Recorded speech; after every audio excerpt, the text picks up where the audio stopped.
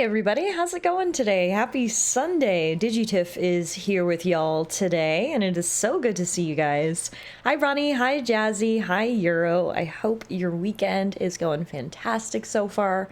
Welcome back to another cozy RPG weekend, as we've been doing for the last dozen weekends now. We're going to be here playing some more Avowed. We are getting closer and closer to the end game. On our last Avowed stream last weekend, we actually finished up all of the side quests in the Galawain's Tusks regions, meaning today we're going to be focusing on the main story, which I think is starting to sort of build to a climax. So that's going to be kind of exciting. We're going to do a lot of main story stuff today and inch closer and closer to that mythical garden here in Avowed.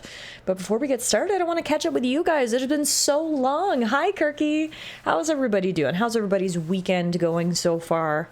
I feel like I haven't been able to stream a whole lot in the month of April. I've done a lot of traveling and just, you know how life is sometimes. I just haven't been able to stream as much as I would like to. So I really miss you guys, and I'm very happy to be here today.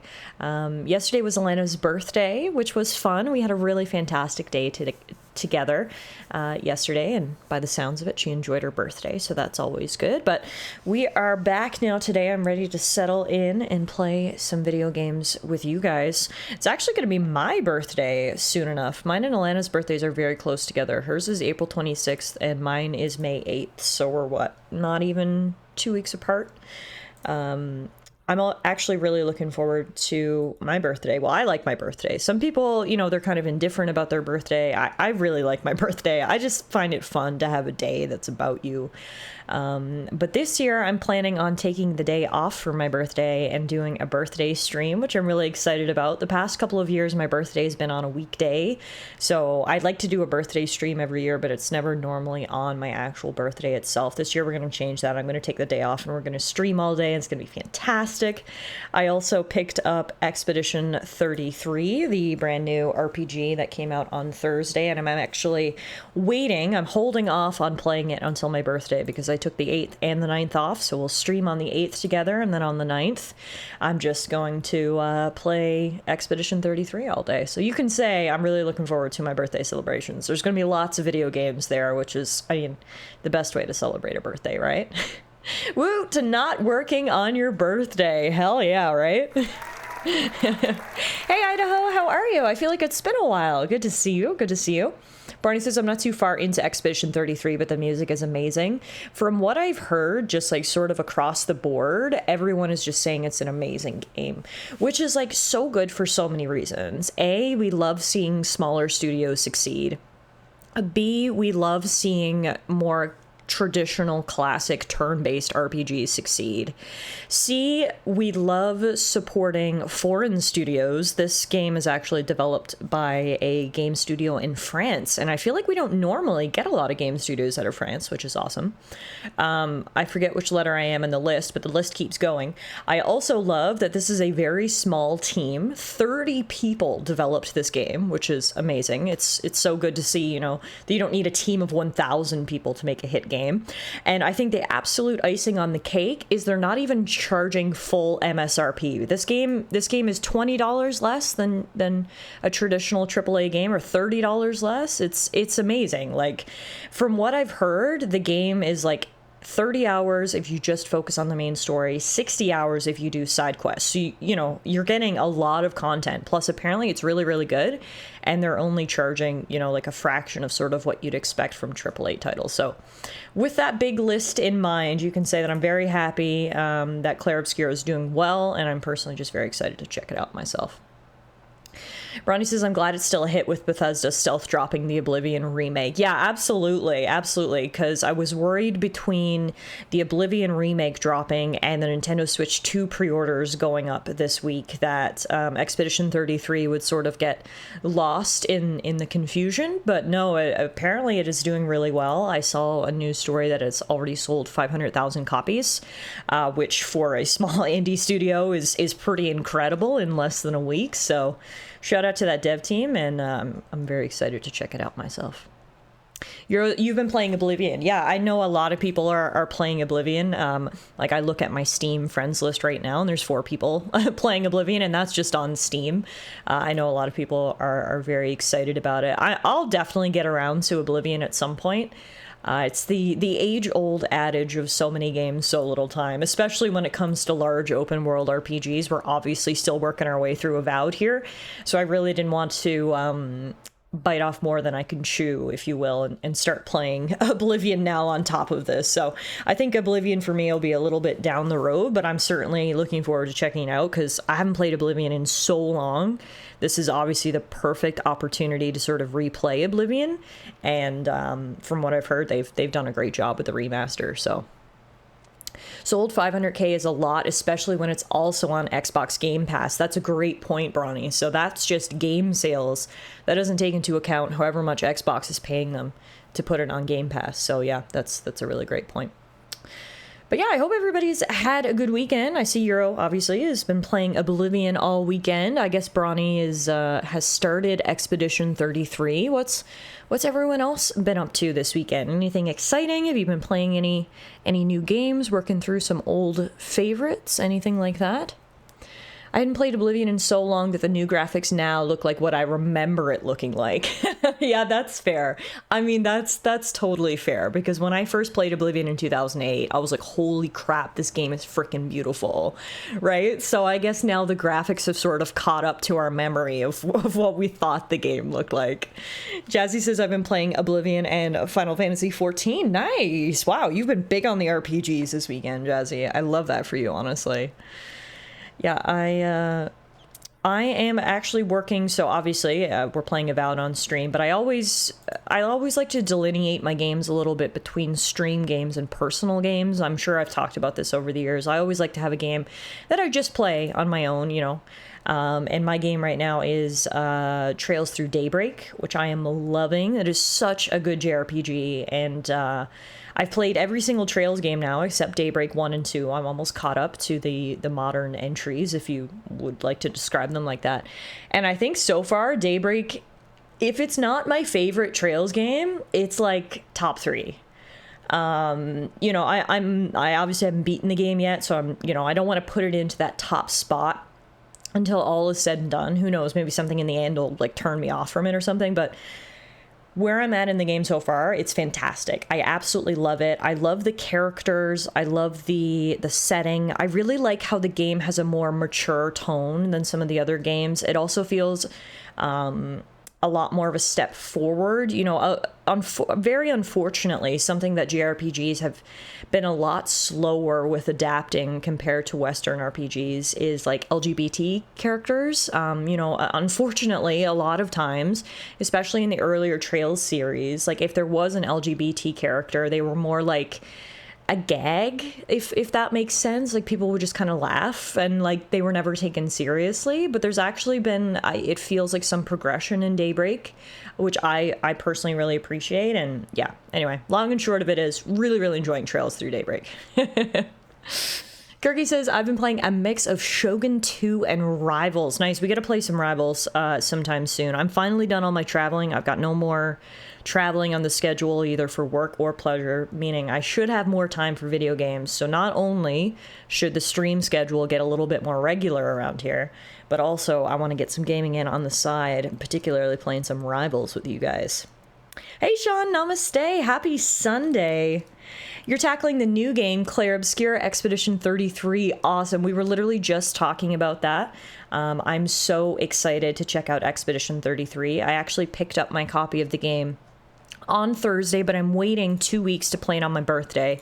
My birthday is May 8th, and I wanted to, give myself a little bit of a birthday present, if you will. So I'm going to finish up Trails Through Daybreak over the next 2 weeks, and then I'm going to play Expedition 33 on my birthday, which I cannot wait for. Happy birthday. Thank you. This is the time. So Alana's birthday was yesterday, April 26th. And my birthday's May 8th. And Alana's 1 year older than me. So these next 10 days are the 10 days where she's technically 2 years older than me. So I've really got to take advantage of it while I still can. We've got 10 days where Alana's 32 and I'm only 30. So we're going to milk it and make the most out of it. Okay. Don't let her hear me say that. Claire Obscure has Game of the Year potential. That's what I've heard. I'm so excited to check it out for myself. It looks absolutely fantastic. Like I just love that genre of RPG, and what I've seen from the battle system looks like very Persona-esque. I also like that the cast is a bit older than you see sometimes in RPGs. You know, RPGs and JRPGs especially usually have, you know, the teenage cast. So it's kind of nice to have a cast of 33-year-olds. Like, that feels a lot more relatable to me at this point in my life. And honestly, that's another point of why I like Daybreak as well, because the cast is a bit older. I do appreciate that. Hey Agent, I've been enjoying your Suikoden playthroughs. Thank you so much. I actually just started my Let's Play series of Suikoden 2 over on the YouTube channel. So if you guys are looking for something to watch, head over there. We've got 3 episodes out already. So we'll be releasing a couple of episodes every week. Not only are we currently playing through Suikoden 2 over on YouTube, we're also doing Xenoblade Chronicles X Definitive Edition. So you could say I'm kind of drowning in RPGs right now. I'm playing Avowed on stream. I'm playing Xenoblade Chronicles X and Suikoden 2 on YouTube. I'm playing Trails Through Daybreak in my personal time. It is just RPG central over here for me right now. So go check those out. But thank you, Agent. I'm glad to hear you've been enjoying the Suikoden 2 playthrough. Ronnie says, when you load up Expedition 33, it suggests a controller, but that's a lie. Keyboard and mouse work very well. Okay, that's good to know. I actually picked up Expedition 33 for PS5, so I'll be playing on controller. But good to know for anyone who's wondering that keyboard and mouse is a viable option. So I need to tell you guys about what happened when I picked up Expedition 33 on Thursday. I already talked about this story in Discord. So Thursday... Well, let me back up. I'm sure you guys know the Nintendo Switch 2 pre-orders went up this week. And I was like, you know what? I want to Switch 2. I absolutely want to Switch 2. Am I a little disappointed about the price of the console and the price of the games that are coming out for it? Yes. But do I love Nintendo, and am I going to buy whatever they put out regardless of price? Also yes. However, the launch lineup isn't super strong. Like, it seems like the only game at launch that I'm super interested in is the new Mario Kart. So all of that being said, I said, you know what? I'm not going to pre-order it. I'll wait till Christmas, and I'll drop some hints. I'll do some wink, wink, nudge, nudges for Santa, and I'll get a Nintendo Switch for Christmas. Because by then, hopefully, there will actually be some Switches on store shelves, and there might be a few more games out. Okay, so that was my logic, and it's just you guys know how things are nowadays. Like, if you want to pre-order something, be it a new game console or Pokemon cards, it's just like you have to have 10 tabs open and be ready to go. And it's like a freaking war. And it's just, you know, I don't have the energy for it anymore. I hate the fight of having to pre-order things. So all of that was to say is I'd resigned my fate to not getting a Switch 2 at launch. The pre-orders for the Switch 2 started Thursday at midnight. And from what I had heard, all of the major retailers, Walmart, Best Buy, GameStop, had sold out of their pre-orders in about 5 minutes. So I was like, okay, as expected, fair enough. So I go into my GameStop on Thursday to pick up Claire Obscure Expedition 33. And I'm walking in, and there's quite a large line at GameStop. It goes from the counter to the back of the store. And I was like, wow, so many people are here for Claire Obscure. Like, that's awesome. That's fantastic. So I'm standing in line, and I'm a bit far away from the counter, but I can sort of hear people talking about the Switch 2 up at the counter. And I was like, oh, like, I guess people are coming in and, you know, getting turned away. As I get closer and closer to the counter, I start hearing them saying, you know, no, I'm pre-ordering the Nintendo Switch 2. And I was like, oh, well, that's weird. They must have, like, pre-ordered online, but then had to come in store to put down the deposit or something like that. You know, again, just not really sure what was going on. And then before you know it, I'm at the front of the line, and oh no, they are making it very clear. People are there pre-ordering Nintendo Switch 2s. I couldn't believe it. I couldn't believe that there was apparently still stock. We talked about this in Discord. A lot of people said it's because I'm a boomer who actually went into a store, and God knows kids these days never go into store. But I got to the front of the line, and I was like, hi, I'm here to pick up Expedition 33, but do you guys still have Switch 2 pre-orders? He was like, yeah, we've got a couple. They're probably going to sell out now, like in the next 5 or 10 minutes, though, judging on this line. And I was like, okay, put me down for one. So I couldn't believe it. I couldn't believe it. It was a complete fluke, but I somehow got a Nintendo Switch 2 pre-order. And I figured I may as well. Even if I pick it up and I still want to wait and save it for Christmas, at least then, you know, I just put it in the closet and Alana doesn't have to make a Twitter account and go through the great war of trying to get me a Switch later. You know what I mean? At least I have one. And, God knows, I say this now, but the second I get the Switch, my self-control might go out the window and I might just open it right away. But I couldn't believe it. When, I had the opportunity to pre-order, I was like, sure, why not? So I apparently now have a Nintendo Switch 2 pre-order, which is very exciting. You heard it here first. She did it for me. Yeah, I did it all for you. That you were the first thing that came to my mind. I said, I have to make sure Alana doesn't get lost in the Nintendo Switch 2 war this holiday season, so I must make a personal sacrifice and pre-order one now. Selfless. I'm absolutely selfless, okay? Thank you. Yes, Alana had her big birthday celebration yesterday. Turned the big 3-2. Getting older. Round of applause and confetti for Miss Alana's birthday. Not confetti. Yeah, it's birthday confetti. Thank Turkey. Whoa, I don't know. Thank you for the giant headbang emote. That is fun. All right, but anyway, that's enough story time with Tiff. How about we load up Avowed and get right into it here. God knows every time we play Avowed, there's always shaders to install, so why don't we get that started at least. 32, you young whippersnapper, get off Crunch's lawn. Hey Crunch, long time no see. I feel like we've got a couple of people here that I haven't seen in a while today.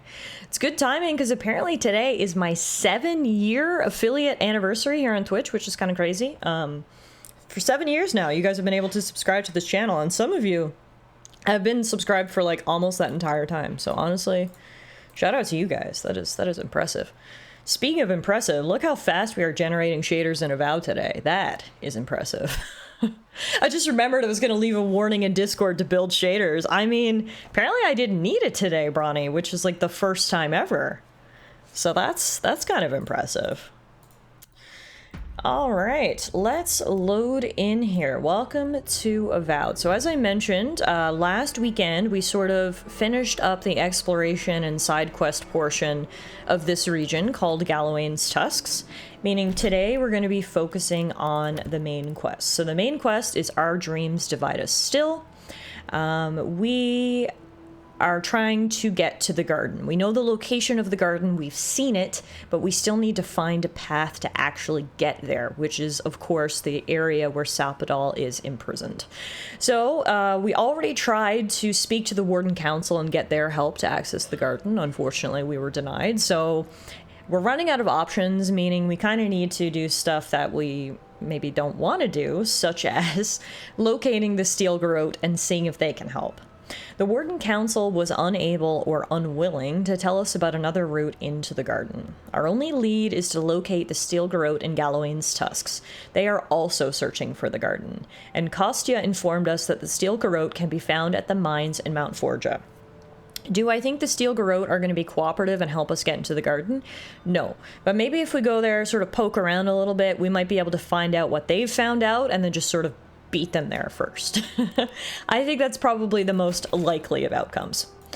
So, the Steel Garrote are right there, sort of in the primordial depths of the northern part of this region. So if we fast travel to Sorina's Mercy, we'll just walk over that way, and then we'll be there before you know it.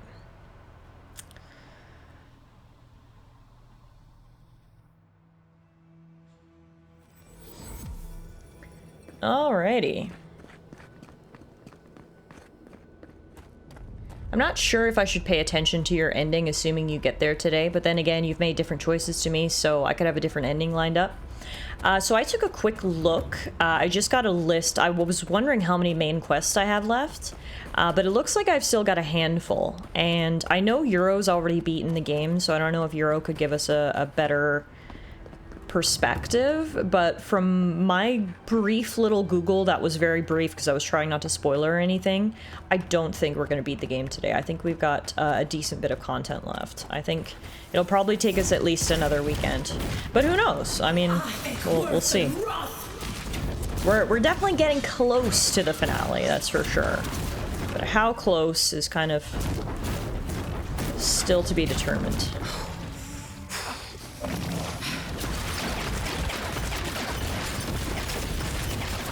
I'm still about to get Yatsley. That's how far behind I am. Okay, so you're like in the region behind mine, I guess. Makes sense. You're getting there.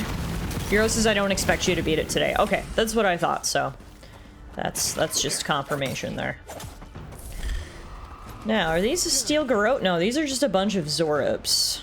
I was like, oh my god, the Steel Garrote are attacking me already? But no, these are just Zorops. So yeah, I expect to have at least one more Avowed stream next weekend, maybe another one after that. So count on, you know, maybe two more Avowed streams after today. And our Monday stream, however, is going to change up. For the past couple of weeks, we have been playing Split Fiction with Rory on Mondays, which was absolutely fantastic. It was a great game, and it was so great to co-op stream with Rory again. But we actually finished Split Fiction, meaning our Monday slot is now wide open for a brand new game. And you may be wondering, well, Tiff, what are you going to play? We're going to be playing Blueprints, which I'm super excited about. I was saying earlier how many RPGs I'm currently juggling, which is not a bad thing, because out of all the genres of video games, RPGs are by far my favorite. I love me a good RPG. But every now and then, you got to switch things up, and that's exactly what Blueprints promises to be. A good switch up, because it is not only a completely different genre, a puzzle game, but it is a very unique puzzle game. This is a rogue-like puzzle game, which I feel like are two genres that don't go together very often.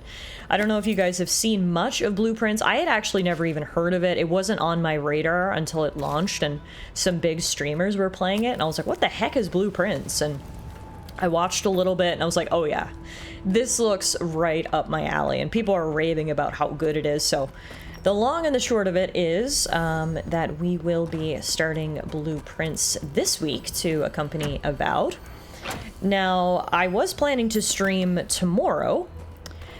However, I remembered that tomorrow is the federal election here in Canada, and we need to make time. Can I hit this guy? What? This guy is like clipped in the tent. Okay, got him. Sorry, back to what I was saying. Tomorrow, federal election in Canada. Obviously, need and want to exercise my right to vote, which means I need to take some time after work to go vote tomorrow. I have no idea how long that's going to take. I've had experiences where you walk in, you walk out, it's like 5 minutes. I've had other times where you kind of got to wait in line for an hour. So all that is to say, I'm going to be moving this week's Monday stream to Tuesday, so we don't have to worry about, you know, starting late or anything like that. So I won't actually be live tomorrow with Blueprints. We will be live on Tuesday instead, but then after that, we'll be back to every Monday. So very, very excited to check out Blueprints. I can't wait. Hopefully yours goes better than our last election. I mean, even worst case scenario, I don't think ours could be as bad as yours went, but yes, certainly hoping for a favorable outcome. And considering the sort of global climate right now, it feels more important than ever that I make sure to go out and vote. So I really want to make that a priority. All right, so it looks like the Steel Garrote are here. Yes, at Mount Forja. Who are you, spirit? Oh. Go away. I know you're not real. I'll stop you if I must. The trap cuts. The fox cries at the pain of the hare. The justice of the wild. The plague's corrupted the rest of us. The Steel Garrote. Our minds broken. I won't let it take me. I'll keep my sanity. You're not real. You can't be. No, go away, spirit. Hey, look, it's Captain Alfear. Time has not been kind to her, has it? Is that my name? Alfear? I've been wondering. But is it me I'm frightened of? Or her? So, the Steel Garrote aren't good to work with or reasonable to work with at the best of times. Let alone the fact that they're all infected with Dream Scourge. Negotiating with them now seems like it's going to be absolutely pointless. Captain Alfier, I've been looking for your company. Good company, that was what she called us. Her most faithful. The very best. What was that prayer Ludwine taught us to banish the visions? Fearsome Mordecai, by your withering gaze, I bind this tricksome devil. Oh, gods, it's still there. I see the canopy of a tree inside your soul. No! Stop looking at me. I don't want to see it. She's beyond prayer at this point. Yeah, this is bad. Hey Kev, thank you so much. Today is my 7-year affiliate anniversary on Twitch, which is crazy. 7 years of being an affiliate here on this platform, and they have been, honestly, best 7 years of my life, so thank you very much for the congratulations. The only positive is I assume Ludwin cannot get the Dream Scourge because the Dream Scourge seems to be an affliction of the flesh. And as we learned, Ludwin does not have flesh. Ludwin is a Death Knight. She is literally just a skeleton. So I don't think she can get the Dream Scourge, but I mean, hey, she might prove me wrong, right? Well, just our luck that the Steel Garrote is completely infected. I'll question her and see what we can learn. The ruiner, the rival, the seed of the poisonous tree. She said... She commanded me. Have you found another path to the garden? The closer she draws us to the wood, the worse the visions become. Leaves and chains, roots and rot. When I close my eyes and when I wake, they never go away. Make them go away. Yeah, that's not very helpful. Okay, where is Inquisitor Ludwin now? The Queen receives petitioners from atop her burning throne. The Queen and she... Okay, also not very helpful. I guess Ludwin and her remaining forces must be inside this mine? None shall pass, she said. None but she and the Queen that was and always will be. Woedica bind you, villain! Alright, fantastic. I mean, I figured this was going to turn into a fight in the end, but here you have it. We have to fight Captain Alfier. Now, it is just her, though. She has no reinforcements. So even though she seems quite strong, we've got the numbers and the strength that I think she's going to go down pretty easily here. Yeah, no big deal. Alright, well, we put the captain out of her misery, I guess. And, ooh, we get Death Knight gloves. Let's take a look at those. They give you minus 10% stamina cost while blocking and plus 15% frost damage. So we don't block, obviously, we don't use a shield. These aren't very helpful for our build, but always cool to get new stuff. That health bar went down quicker than the shader's loading bar. It really did. That was impressive. We low-key melted her. Volcano's easy to find. We have been getting to a point lately where I just feel like very strong in my character and my build and my equipment, and encounters like that just reinforce, I think, the situation, and yeah, I think we're doing pretty well. So here's the rest of the Steel Garrote. They didn't even try to talk to us. They were very much of the shoot first, ask questions later camp, which is fine by me. As I mentioned, even in the best of times, the Steel Garrote are not very, affable, if you will, so let alone if the entire squadron has been infected by the Dream Scourge, there's not even really a point to try to talk to them.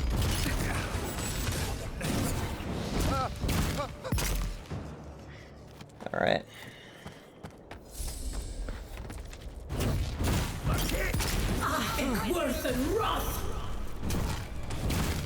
Steel Garrote champion. Now this guy might cause us some trouble.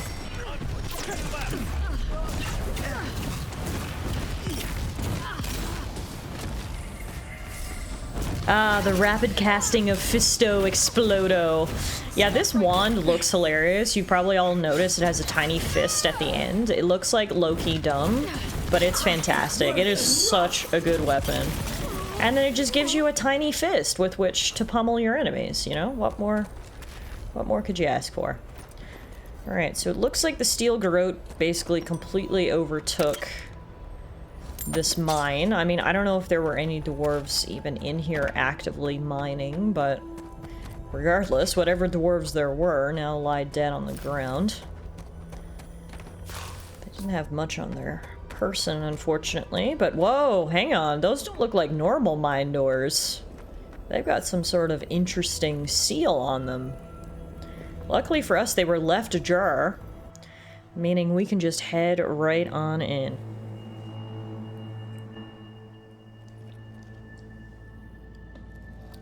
Alright, what do we have here? Saka sub-steel garrote slaughtered them and left them to rot. I say we pay them in kind. Agreed. Eyes peeled and weapons drawn. Weapons drawn. Yeah, it does seem to me like this mine must have been in active production, and they just came in and murdered everyone. Alright. Let's do this.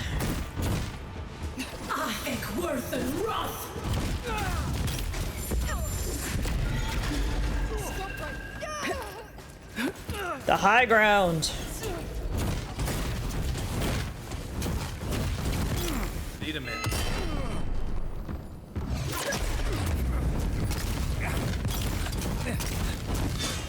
Is that everyone?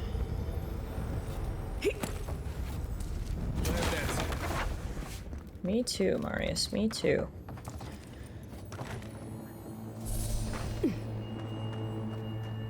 Whoa. That's a big skeleton.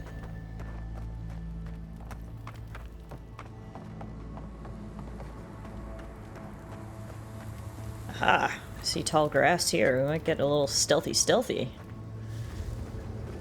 Oh, dang. Okay, this mine is like straight up in an active volcano. That is a lot of lava. Can you imagine how hot it is in here?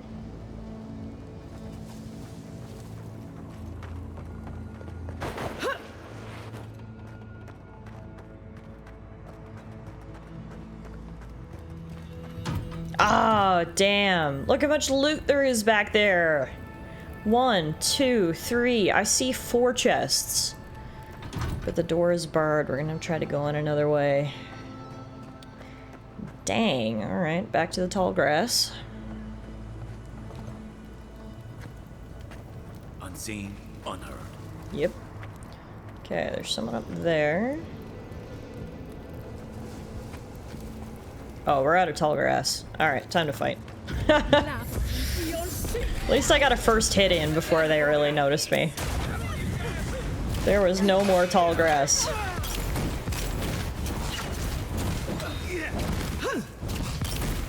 This place must reek as well with all the bodies and then the sulfury volcano smell. Absolutely, this place must stink and be unbearably hot. There's just nothing good about this place, I don't think. A war wizard. Get out of here. There's only room for one wizard in this volcano. And it's me.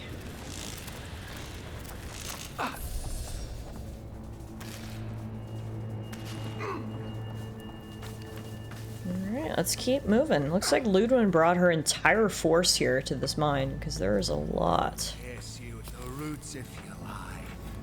We will feed you to the water. Stop! There's someone alive! We arrived just in time. I think we might be able to save someone. Hey, are you okay? Thank you. Thank you. I don't know what would have happened if you hadn't come. Are there any other survivors? Here? No. The steel garrote took them all. I heard them screaming, but... Please. There is a friend of mine hiding in the summit. You have to help me before it's too late. I'll see what I can do. I think that's where... Excuse me, I think that's where we're headed anyway. I think that is where Ludwin it probably is, so we'll see if we can rescue any more dwarves on our way up. Oh, thank you for the hydration, Brawny.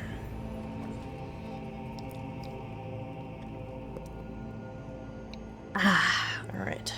Let's keep moving. Bunch more garrote there. We might be able to get the high ground, though. If we go this way. Take out my tiny fist.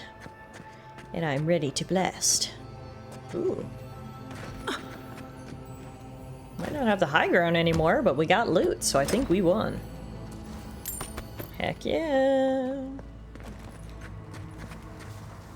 Now there's one there. Oh, they're everywhere, and there's one there.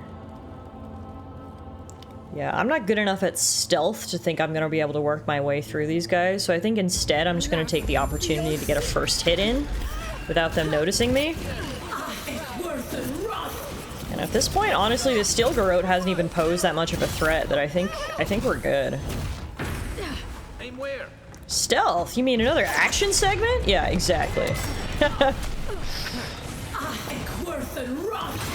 Whoa, Jesus, what the hell is that? That's a big beetle that came out of nowhere. Okay, apparently there's not just Steel Garrote in here to contend with. There's also giant Adra beetles.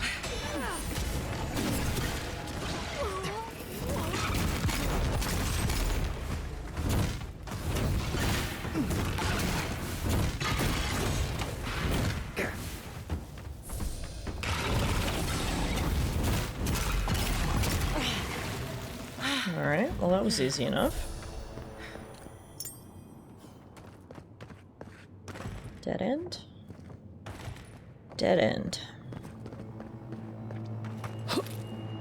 Oh, I think I know what to do here. Oh yeah. When in doubt, blow it up. Now, there's a lot of Dream Scourge in this cave. You can see it just growing on the walls here. No wonder all the Steel Garrote got infected if they were spending time in this mine. I'm honestly surprised the dwarves who worked in here weren't infected, or maybe some of them were. Because this is getting bad. Yeah, there are little mushroom men that just hopped up over there. Swamp sporelings. This is not a swamp. This is like the opposite of a swamp. So why are you guys here? I try to think of something more opposite than a swamp than an active volcano.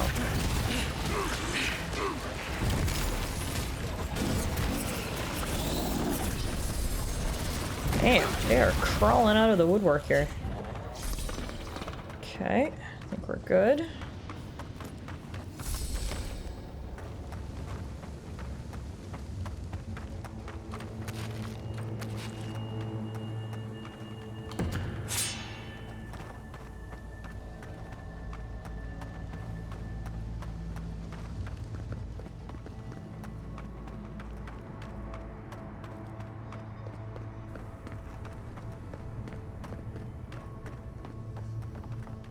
It's getting even more lava-y up this way. I know that's not a word, but I can't think of another word to describe the presence of more lava.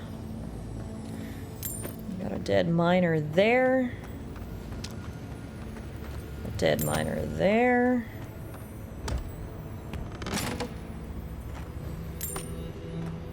Letter from Kostya to Ludwin.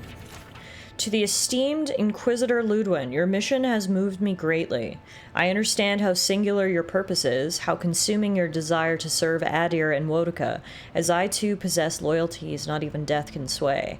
I believe you and I may be of assistance to one another. Regardless of whether you believe the same, I hope you will provide me the opportunity to prove as much. Yours in duty, Kostya. So that's not a new revelation for us. We've known Kostya has been trying to work with Ludwin because he is willing to sell out his entire people at this point, apparently, so looks like Ludwin got his letter. How much consideration she gave to it, well, that's another thing entirely, but again, not surprising. Lots of loot in here, I'll take that. Look at all this. Free stuff! Damn. Yeah, that is a lot of lava. Okay, oh, what do we have here? This must be the Steel Garrote's sort of like base camp. This is a mess. And the Steel Garrote aren't the disorderly type. They must have left in a hurry. Are these Pargrunan books? Like campfire reading? I wonder how the Steel Garrote got them. They circled Solace Keep on the map. Are you thinking what I'm thinking? Are the Steel Garrote looking for the garden in the keep? Impossible. I've explored every inch of the keep. If there was a path to the garden inside the keep, I'd know about it. Hang on. What if that path is under the keep? That sounds like it would be a closely guarded secret. You have no idea. Someone must have told Ludwig. Even amongst a tight-knit group like the Pargrunen, there's always someone with a price. Doesn't matter. The Steel Garrote getting to the garden cannot be a good thing. Remember what we're fighting for. The people of the Living Lands are counting on us. We won't let them down. Whether they realize it or not. Okay. Bronny says, is Ludwig this much of a wrong'un in Pillars of Eternity 2 Deadfire? Well, it's funny because I don't even really remember Ludwig in Pillars of Eternity 2. Now, it has been 5 years, 6 years since I last played Pillars of Eternity 2, so, you know, my memory's not that fresh. But she certainly was not as central a character as she is in this game. So yeah, we've got the rust-stained map of Galloween's tusks here. A stained map of Galloween's tusks containing the many places the Steel Garrote has apparently searched while looking for the garden. Solace Keep has been circled thrice. I mean, it honestly does make sense that there would be a path underneath Solace Keep, which is, you know, supposed to be the ancestral stronghold of the protectors of the garden. The Establishment of Solace Volume 10? I feel like we missed volumes 1 to 9, but let's see what we can glean from this. This is a volume, part of a set of Pargrunen history. Much of the writing is lost to age and wear, but a slip of cloth marks a spot of particular interest to the previous reader. While his followers welcomed a moment to stop and make rest, many felt strongly that this place on the coast of the violent molten land they called Galloween's Tusks was neither safe nor inviting as a foundation for civilization. Nandru's closest advisors warned him of the Pargrunen settlements that preceded this one and of the moldering ruins thereof. Nandru simply gazed out over the acid sea at the mystical glow beyond and said these words, immortalized by tradition and passed down forever since. Here our journey ends, my people. Here we find solace. It's actually kind of interesting. The Serenian Proclamations. So now remember, we actually went to the Pargrunen library, basically, and we found out there was one person there who had been hired to steal all books related to the garden. This must have been her client. She was stealing them and delivering them to the Steel Garrote and Inquisitor Ludwig. So this book is called The Serenian Proclamations, a more recent volume that has seen some wear, seemingly bound and rebound several times. The writing seems of a more modern age, but the paper has not weathered the years with grace. Once the invaders were repelled and the process of clearing the rubble had begun, Serena quickly established new traditions meant to bolster Solace against future invasions of the type. Many of those traditions are still in place today, though many, such as the prohibition on relying on the written word to carry our culture and knowledge, remain controversial. Serena believed that Solace's thoughts and culture were as valuable as its material resources, and thus they deserved special protection from outside threats. To record our knowledge, culture, and advancements in written form would make them available to be taken or destroyed by foreign invaders, and therefore Serena forbade the creation of written records. While the people of Solace followed the decree, knowing that Serena's strength and strategic acumen had repelled the savages that had broken the walls, many murmured among themselves that this was a step too far. By Serena's decree, materials such as this very volume would be considered illegal, just for fear that it would fall into enemy hands. Yeah, the Pargrunen are a fiercely loyal, fiercely traditionalist people, but, like, to a fault. She defiles our ground. Okay, I think maybe we found Ludwig by that comment. Alright, here it is. We get to travel to Mount Forja Summit. Are we gonna fight Inquisitor Ludwig at the summit of an active volcano? Because I cannot think of a more badass battleground. I'm ready. We've been, like, dancing around the inevitable confrontation between us and Inquisitor Ludwin for the last 50 hours. I have a feeling it may finally be coming to a head. She is near. And apparently Sopadal does not like her. Okay.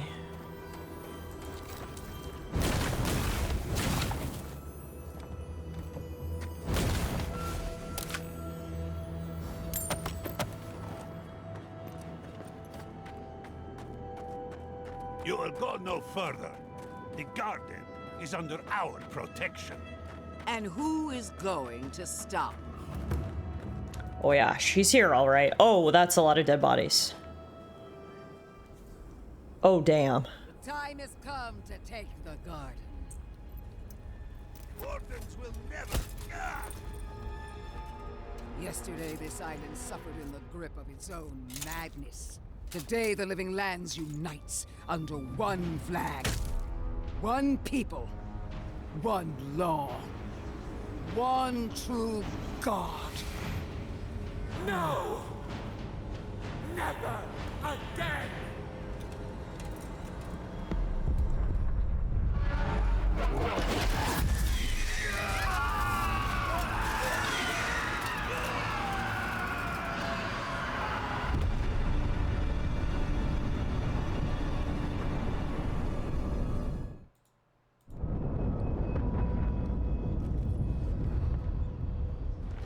Well, damn. So, I mean, I feel like we've known this for a long time, but if we needed any confirmation, there it is. The Dream Scourge is directly coming from Sopadal. She just, like, weaponized the Dream Scourge as, like, a nuke and sent it over here, obliterating everybody except Ludwin, who, as I feared, does not appear to be susceptible to it. That's freaking crazy. Oh, man. So here you are. Sopadal coaxed you toward the garden, a spider luring a fly to the safety of the web. Who spins? Who rides? She weaves a trap of steel. Look at my paladin's envoy. Look what your god has done to us. I should have realized it sooner. The Dream Scourge is Sopadal's weapon. A cudgel to drive us out of the living lands. I don't think it's a weapon. I think it's more of a reflex. Then Sopadal's danger is only outmatched by their unpredictability. What a pair we make, envoy. Proxies in a war between gods. Your patron versus my faith. A war that ends here and now. The choice is ours. Do we trust our own judgment, or do we gamble it all on the monster whispering in your ear? What do you propose? Keep your promise to the Emperor.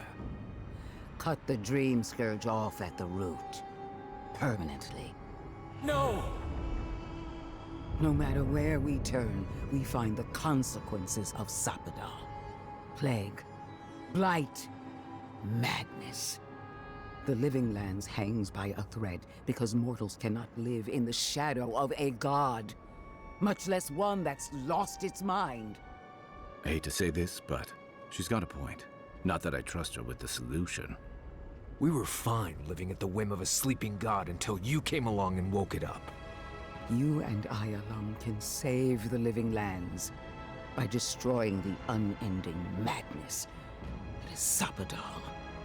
I actually don't disagree with her. Like Kai said, Sopadal, I mean, we've seen glimpses of history, hundreds of years of Sopadal basically destroying people in these lands at her whim. I don't think Sopadal is inherently evil. Like we said about her activating the Dream Scourge there, it's just a reflex. But she's essentially like a petulant child. We've seen evidence in history of people not doing what she wanted and her just reacting and destroying them all, killing them all, flooding them all, burning them all. And she does seem apologetic and sorrowful afterwards, but it's just like, you can't say sorry after and then continue to do the same thing over and over again. there's no way we can let Sapadal free. She's completely unpredictable, and the more we learn how the Living Lands have suffered, basically, with her around here. If anything, her in prison over the last however long has been the best the Living Lands have ever been. And now, suddenly, as she's starting to sort of push against her bonds, you can see what's happened. The Dream Scourge is here. Now, the issue is sure, Ludwin proposes, yeah, you should get rid of Sapadal, and I agree with her. However, I have a feeling Ludwin's like, yeah, and then we're going to replace Sapadal with my god, Wotica. Like, no. That's not what I'm doing here. I am not taking out Sapadal to give you a clear path to install your own god. I want this land to just be free of the god's influence, because the gods don't care about the individual fates of the mortals, and that's just not fair. Before we give a solid answer either way to Ludwin, though, I want to hear what my friends think. Listen, I don't agree with the Inquisitor on much else, but she's right about this. No matter who controls the Living Lands, Sapadal's a danger to everyone who lives here. You're asking me what to do about the god living in your head? I don't know, but killing a god sounds like a really bad idea. Our time is short. Choose. So, I've sort of talked about this at previous points in the game. I really hate how at multiple junctures they just give you a binary option. It's not even 3 options. If it's 3, I feel like there's a little bit more wiggle room, right? Like one is sort of far left, one is far right, one is in the middle. But this is, you know, one of many times throughout the game that we've just been given a binary option, and I really just personally don't like that in games. And I know that's prevalent in games due in part to the fact that it's very hard for game developers to program every possible choice into a game, right? It's so much easier from a game development point of view to just say, okay, you've got 2 options, A, B, choose, and then, you know, things will be different.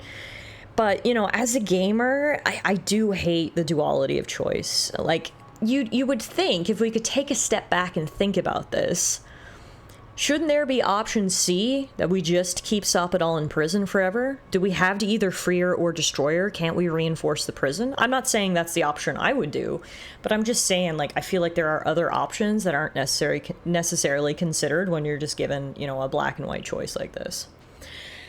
Unfortunately, if we do only have 2 choices and we have to pick option A or B, I am going to agree with Ludwin. I feel like mine and Kai's morality has really lined up throughout most of the game, and it's the same thing here. Kai's like, I don't trust Ludwin necessarily, and I certainly don't agree with her on a lot of points. But in this particular point, I do think Ludwin is right. Sapadal cannot be trusted. She's shown time and time again that she will destroy this world, and the people, most importantly, the people who live in it. She cannot be set free, so I guess we'll go with option 2. You're right, I'm going to the garden to destroy Sapadal. She lies. She poisons. Good. This island's got enough trouble ahead without an angry god. And like Marius, I'm not afraid to kill a god. You sure that's the right decision? That wasn't anything holding me back ever. If a mortal can kill a god, then let's do it. Tell me, when the time comes, will you hesitate? Or will it be swift? Hey Morgan, thank you so much. Today is my 7-year affiliate anniversary here on Twitch, which is kind of exciting. I know you just had a celebration of your own yesterday. Morgan celebrated 6 years on Twitch, so you could say me and Morgan are kind of old hands around here now. So happy anniversary to you as well, my friend, and I hope you're having a good weekend. Happy Sunday. We're here playing some more Avowed today. We're getting pretty close to the end game now, making some pretty end game like decisions. I will say Sapadal has suffered enough, and again, I don't think they're innately evil in any way, so I'll definitely make it quick. I wish I could see that. Ronnie says maybe you can't kill her and then you'll have 2 angry gods to deal with. I mean, I suppose that's always a possibility too. Do you imagine that Sapadal has no hold over you? I will judge that for myself, and judge harshly. Who are you to judge me? In Dawnshore. Oh, we're just gonna review all of my choices now, are we? Okay, cool. You brought your killer to justice. sending a message to anyone who would dare stand in our way. Okay. Not gonna say anything. You can think whatever you want of that. What of Emerald Stair? You were wise not to interfere with Fior Messiferno. Wiser, perhaps blind. It makes no difference.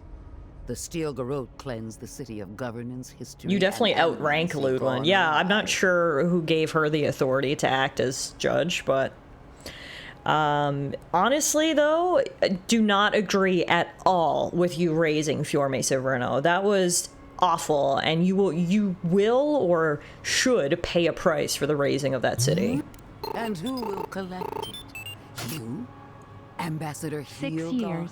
Knowing you has been one of the best relationships I've formed. paths I'll never crossed forget again Mel in telling me to hop over Shatterstar. here, and then I never left. You destroyed the I love you ruins of lots, Naku Tiff. Kubel. You are one in a Saved million. the city. Morgan!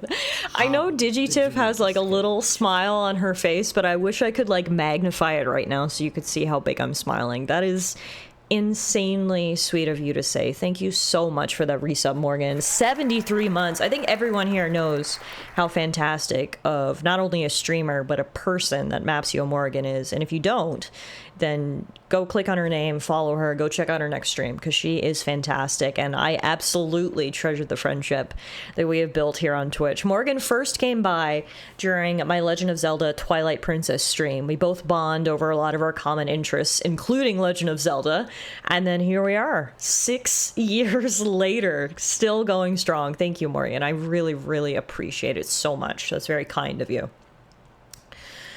What did Ludwin try to judge me on next? Right, I destroyed the ruins of Naku Kabel, saved the settlement, and then hobbled the Dream Scourge. Yes, I only chose your option, though, because Ringrim's alternative would have killed innocents. When caught between impossible choices, you trusted logic. For that, you have my respect. After weighing your conduct, I have reached a decision. You have one chance to do the right thing, Envoy. One chance. Kill Sapadal, and do not falter. A false promise. A chance to escape. I don't know. Sapadal caused the Dream Scourge, right? But killing them means agreeing with Ludwin. Your fealty has I mean, as much as I don't want to trust. agree with Ludwin because she's a bit of a Not pompous strong. ass, at the same time, I'm not going to let my own pride and ego get in the way of saving people. Like, how many people have succumbed to the Dream Scourge at this point? That hundreds, thousands, tens of thousands, millions? I mean, we don't know the actual number, but regardless, it's killing everyone around here. I'm going to do whatever it takes to stop that. And if that means temporarily working with Ludwin or doing what she asks of me, that's such, you know, that's something I'm willing to do. It's totally fine. I'm not going to say I'm looking forward to working together or anything. Similar to the ruins at Naku Kabel, our interests happen to align on this particular point. That doesn't suddenly mean, you know, me and Ludwin are partners in crime or anything like that. So the best you're getting out of me, Ludwin, is a nod. I leave Sapadal in the garden to you. Another matter calls me back to Dawnshore. What? You were just gonna let her leave? Until next time. Yeah, I'm sure we'll regret Nice of the Death Guard to let us do letting her dirty. leave. I don't know what she's doing back in Dawnshore. It's probably not good, but we don't really have a choice right now. And now we gotta deal with all of these dream thralls. Hey TS, thank you so much. Today is my 7-year affiliate anniversary here on Twitch, which is kind of exciting. And welcome back to Avowed. As you can see, we're working through the main quest, and we just had a confrontation with Ludwin. As we've been speculating for literally the past dozen or so hours, it is now confirmed that the Dream Scourge is directly coming from Sapadal. It appears to be, you know, it is her weapon, but it doesn't seem like she's consciously deploying it. It almost seems reactionary, similar to a lot of things she's done in the past. When she gets pissed off, she can't control herself. She really acts up as a petulant child, and the Dream Scourge is one of that. So it's now basically confirmed that if we want to stop the Dream Scourge, we need to stop Sapadal. As you can see there, we just had the conversation with Ludwin where she tells us to go and kill Sapadal.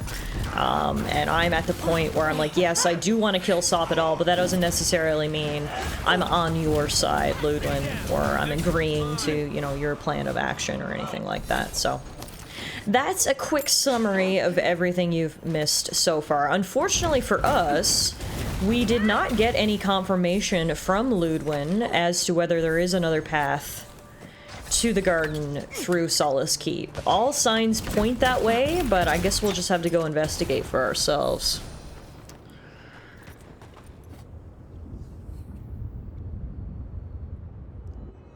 We won, right? Not real sure what just happened, other than Ludwig getting away. The garden lit up, and everyone changed. I hate to say it, but maybe Ludwig is right about Sopadol and the Dream Scourge. We've got to get you to the garden, whatever it takes. Yeah, no, I mean, and again, this is something we've sort of theorized now for quite some time, so it's not a surprise. But the Dream Scourge is Sopadol's defense or way of, quote, reclaiming the land. And I guess her prison is getting weaker, and that's why she's able to affect the land like this. But it's all confirmed now that the Dream Scourge is directly connected to Sopadol. Who, speaking of, apparently wants to speak to me. Let's see what she's got to say. They stand outside our prison. We rattle the bars, they do not hear. We scream, they do not answer. Tell me the truth, Sopadol. Are you behind the Dream Scourge? Truth? Truth? We are in agony. They come, a surging flood of parasites. They destroy us bite by bite. Stop it with the tantrums. I can't reason with you when you're like this. We do not wish this. Not again. They eat us alive. Out. Let us out. Set us free. Look, those were people. How can you just turn people into monsters and not care? They eat through us. Carve us open. No difference. New steel treads upon the ashes of the old. The light stands in the midst, the old light. It blinds us. Send it away.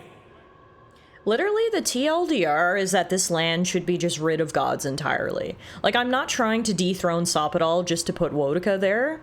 It's just, I mean, it's the age-old tale, right? Of gods meddling in the affairs of mortals and them not caring about the lives of mortals, doing whatever they want, and usually just killing a whole bunch of people and then be like, oh, oops. You know, the long and short of it is, I think Sopadol has to go, and I think all the other gods have to go too, but we kind of got to start one at a time, right? I think this is just, we're just tired of gods meddling in mortal affairs. Morgan says, ooh, so good thing I didn't get Claire Obscure last night on Steam because I can get the deluxe for $10 on Green Man Gaming right now. Hell yeah. That's freaking awesome. I'm so excited for Expedition 33. I picked it up on Thursday, but I'm actually waiting 2 weeks to play it on my birthday because I took my birthday off work, so I'm going to spend the whole day just playing Expedition 33, and I'm so excited. Oh, $10 less, not $10 total. I mean, that's still awesome, but I was going to say, holy crap, $10? That's freaking awesome. TS says it puts things into context when you realize she means people are building houses and roads when she moans about being torn open. Exactly, TS, exactly. Like, this is not the first time this has happened. The Dream Scourge, perhaps, is something new, but we've seen before. People build cities, and she's like, yeah, no, fuck that, and just burns them all down. And it's just like, no, we can't let you just keep doing this, you know? Like, I think option 2 sums it up perfectly. You turn people into dream thralls. You can't go on like this. We grow new life, better life. We fill them until they explode. That's not life. It's a fate worse than death. Death is decay. Decay is life. Growth is life. Growth is pain. It hurts. It has always hurt this way. And our pain spreads, and the rot spreads. The plague grows. What's interesting is if you hadn't really taken the time to do some of the side quests and find some of the memories, maybe you wouldn't feel the same way I do about Sopadol. And maybe you would. Obviously, everyone is open to their own interpretation and own opinion. But I feel like we got so much valuable backstory by taking the time to actually explore the world and encounter some of those hidden memories, because we wouldn't necessarily have the information that this is something that has happened time and time again throughout history if we didn't. You know what I mean? Like, it's easier to forgive this particular occurrence if you're like, okay, I get it, you're in prison, you're lashing out, if we let you out it'll be okay. But it's like, no. When she had free reign before she was doing this, and she was not imprisoned. So, you know, it's I think very valuable for us to have uncovered that historical information that sort of solidifies the fact that no, this is not just a one-off. This is, you know, something that has happened time and time again. Tia says, I could see someone being convinced Sopadol's in the right, even knowing everything we do. Yeah, which honestly I like. Because, you know, I've grumbled about this. I don't love binary choices. One is black and one is white. I like at least some shades of gray in there. And you could absolutely make the argument that Sopadol isn't bad and you should let her out and give her another chance. Absolutely. I think that argument can be made and listened to. But at this point, I feel differently about how we should resolve this based on the information we've gathered, right? Bronny says, we fill them until they explode. That's only okay if it's with cake. Look, you've hurt so many innocent people, Sopadol. We did not mean to. And you know what? I believe you. I actually do believe you that you don't have malice in your heart, that you're not evil. But the fact of the matter is you just have fucking tantrums, forgive my language, and kill people as a result. Unless you're willing to go to anger management therapy, which I'm not sure is available for someone of your stature, this is going to keep happening, right? And yeah, she always hits us with the didn't mean to defense. Look, in the end, it doesn't matter what you meant. It matters what you did, and most importantly, what you continue to do. We see now the mycelial roots tended with our blood and tears. Their fault. What have we learned from you to strike at that which strikes us? They hurt us, so we hurt them. But here's the thing.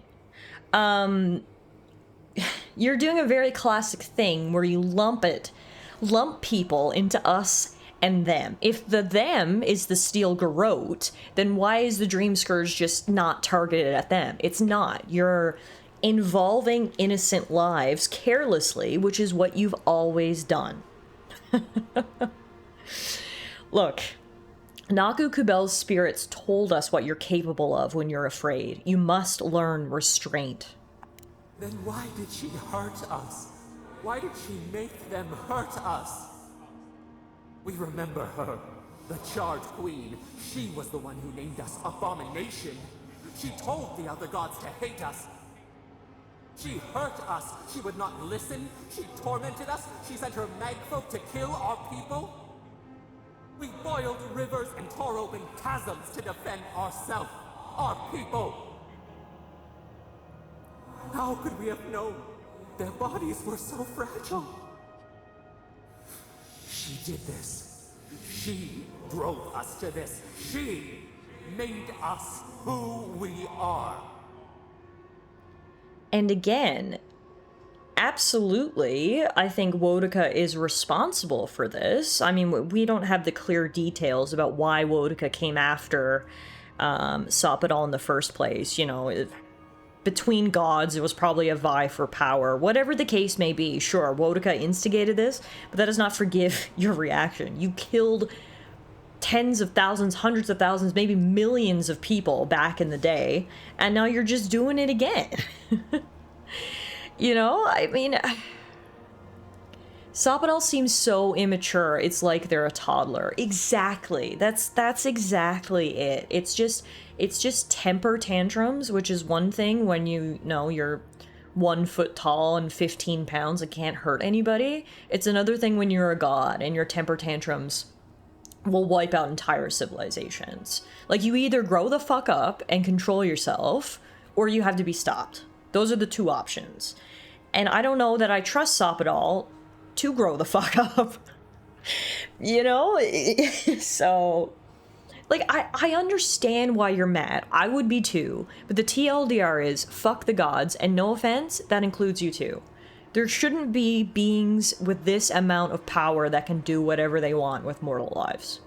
Our rage crawls through the soil. We were innocent. Yet she made it our sin. She who caged us. She who called us monster.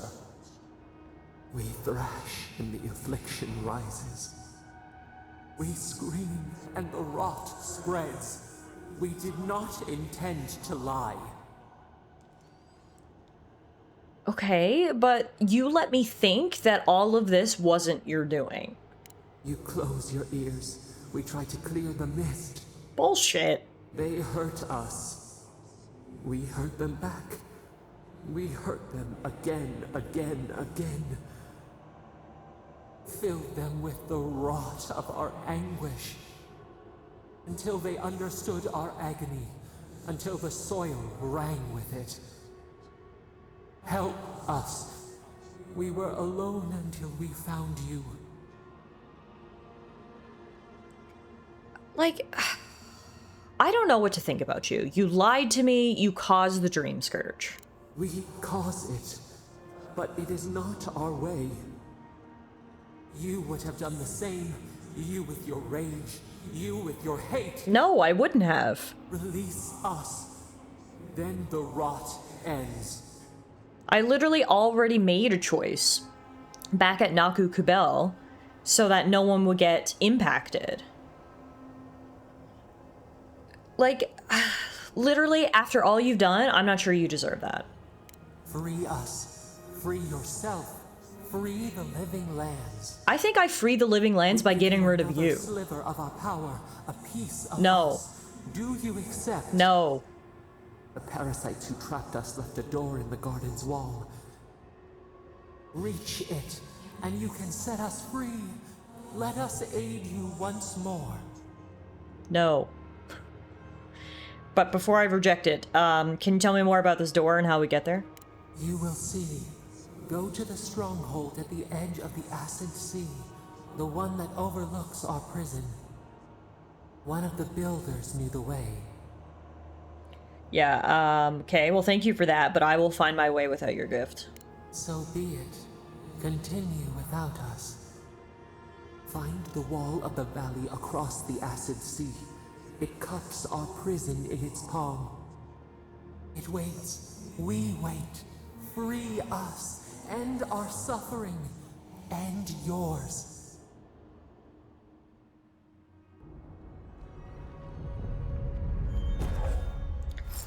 Okay, so we rejected Soppadal's ability, but we did just gain a new godlike ability instead. Godlike Will. Gain a bonus ability point to spend in the Fighter, Ranger, or Wizard ability tree. Nice. I'll take that. That's a good consolation prize. So, we should spend that. We've maxed out Scion of Flame, so I think I'm going to put it in Heart of Storm next. Does anyone else have any points to spend? I don't believe so. No character points. Okay. We're getting pretty maxed out now. We're level 26. I'm not sure what max level is. Maybe 30, because it seems clear we're approaching it. You know, we've got a lot of abilities in our tree now.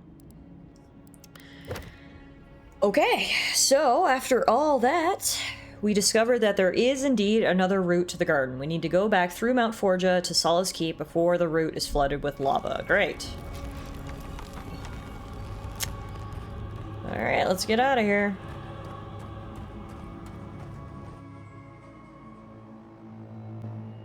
Yeah, like, I'm sure when we meet Sopadol, we're gonna be presented with a binary choice. We either free her or we kill her. I wish there was a third option, like she's continues to be imprisoned but has to attend, like, therapy every day. You know, like, if we could enroll her into a godlike therapy program and make sure she's under intense supervision until she passes the requirements, I would be okay with that. But for some reason, I've got a feeling that's not going to be an option. So, excuse me. I think we might have to kill her. I'm choking at the thought of Sopadol in therapy.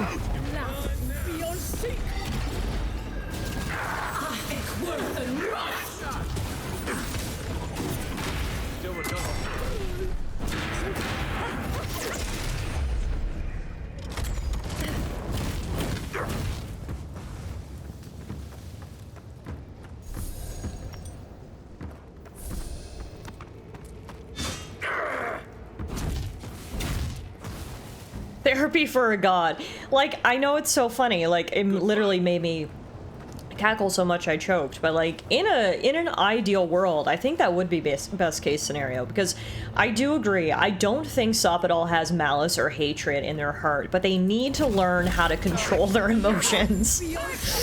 So like, if there was some god therapy around, I would highly consider that option, but alas, I have a feeling it's either going to be like, trust Sopadol and free her, which, like, no, we're not doing that, or kill her, which is what we're probably going to have to do, you know? Seeing as they're basically a toddler, maybe a parent figure might also do. Yeah, that's a good point. That's a good point. They just need, I don't know, she just needs something, you know?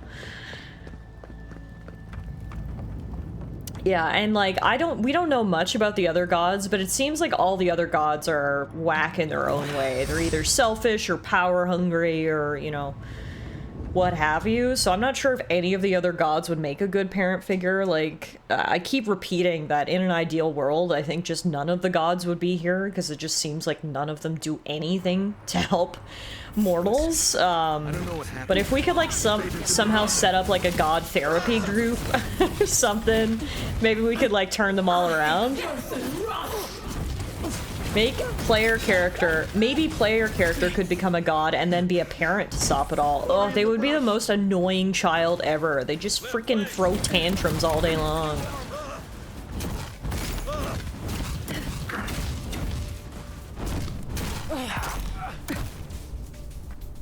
And you can see now, because of Sopadol's outburst, the Dream Scourge seems to have spread even more across this land. There wasn't a ton of Dream Scourge in Gallowayne's Tusks, perhaps by nature of, you know, its climate, but it's everywhere now. Sopadol had yet another tantrum, and now you can see what it's done. And then she says, I didn't mean to! And, you know, these people are like zombies now. So it's like, yeah, thanks, Sopadol. I know you didn't mean to. But guess what? Look what you did. So anywho, I guess we gotta make it back to Solace Keep now. The question is, do you think the Dream Scourge has made it into the keep? Because if so, that's gonna be an issue.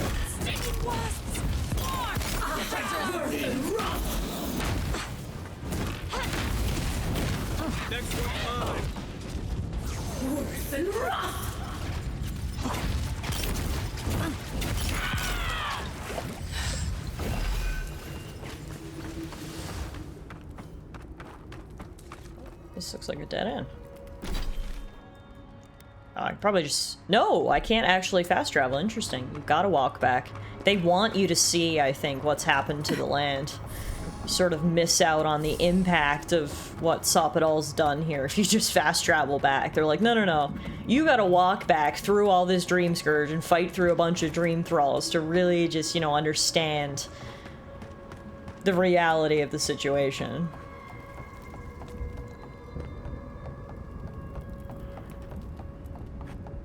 Yeah, like, it's everywhere.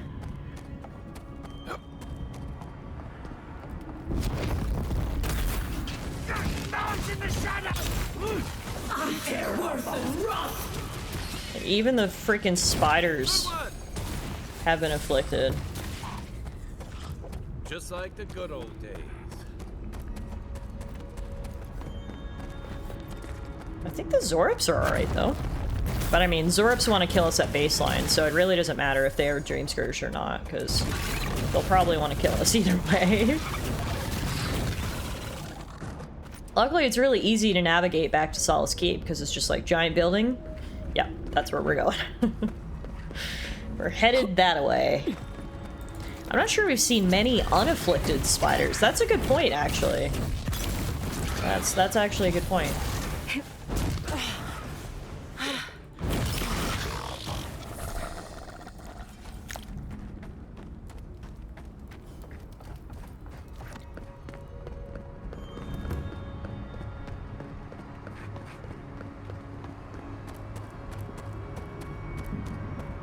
How's your weekend been so far, TS? I don't think I had the opportunity to ask you yet. You kind of came in at a sort of a high stakes moment in our conversations with both Ludwin and Sopadal, but I hope you're having a good weekend, and it's good to see you.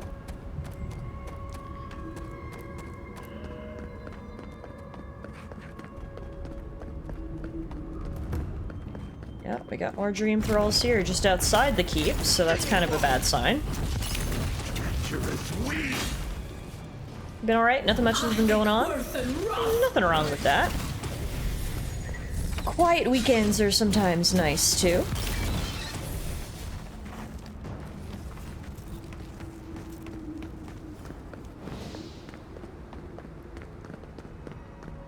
Now, are you guys normal? They kind of look normal, actually. Oh, good. Everyone's panicking. We need to leave before all of the tusks is... Everyone's panicking. Fantastic. Oh yeah, the volcano's erupting more than ever. Oh shit. Okay. So Sopadal did not just spew out Dream Scourge. She also made the volcano erupt. Great. Great. Classic Sopadal, right? I don't like the way that lava is rising. That's why Nandri built this sluice gates. To redirect... Yeah, that's a pretty ominous sight right there. Between the Dream Scourge and the lava, these people might be fucked. Someone's going to have to tell the outposts. I'm sorry, guys. You no offense, but you're gonna have to deal with this yourselves. I mean, I think you should just leave instead of dying, but I'm sure there's gonna be a lot of opposition to that, considering the traditionalist views of a lot of these people. So, seems like an internal problem. You've either got to leave or you got to go. But we got to get to the garden, because if we don't confront Sopadal soon, just more and more of this bullshit is gonna keep happening, right? Oh, jeez. Smoky Everyone, inside. Please, do not panic. Simply exit the keep, quickly and calmly. Well, it seems like they are evacuating. The keep's kind of coming down. You won't die as long as Daruk! we already have... Oh, Marius, praise Abaddon, you are alive. What's happening? Why is everyone running around like blessed fools? The volcano erupted. Any minute now, we're going to be flooded. We're evacuating. Kostya's gone to open the lava sluice gates, but they've been disused for so long. When Forja erupted, I thought... Oh, my boy. I'm so glad you're alive. Nice to see you as well. Unless you have come back to help us, Envoy, I don't have time for you. Oh, well, fuck me, I guess. Marius, so good to see you. The rest of you, though, go fuck yourselves. You must leave now. Let's not waste time, then. Where's the path to the garden? We told you, we don't know, and this is hardly the time to be asking. The Steel Garrote would tell you otherwise.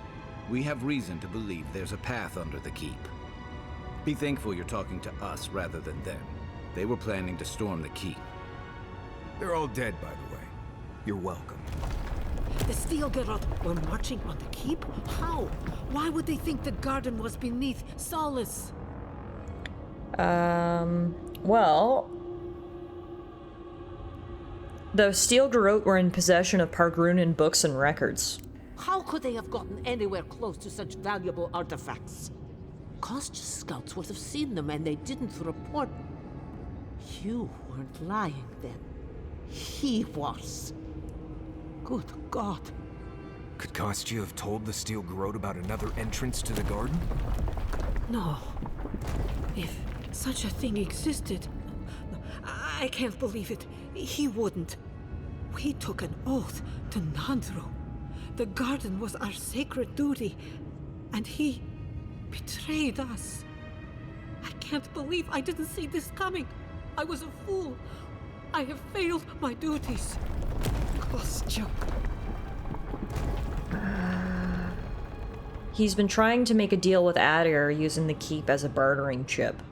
I knew he was making overtures, but I didn't think he'd go that far. The ambassador has not responded to Kostya's overtures, has he? I made sure of that when I threw the ambassador's replies in the forge fire. I understand how Kostya could be tempted by false notions of freedom and prosperity, but... But? Oh, this is entirely too much. How could he have done this? I can't believe Kostya handed the Steel Garrote a secret we protected for hundreds of years. Fuitumeyu. Who knows what he'll do with the sluice gates? He cares so little for the keep that I worry he's going to have us drowning in lava. I mean, look, at this point, I'm not getting paid to keep anyone's secrets. I'll tell everyone what they want to hear as long as it gets me forward.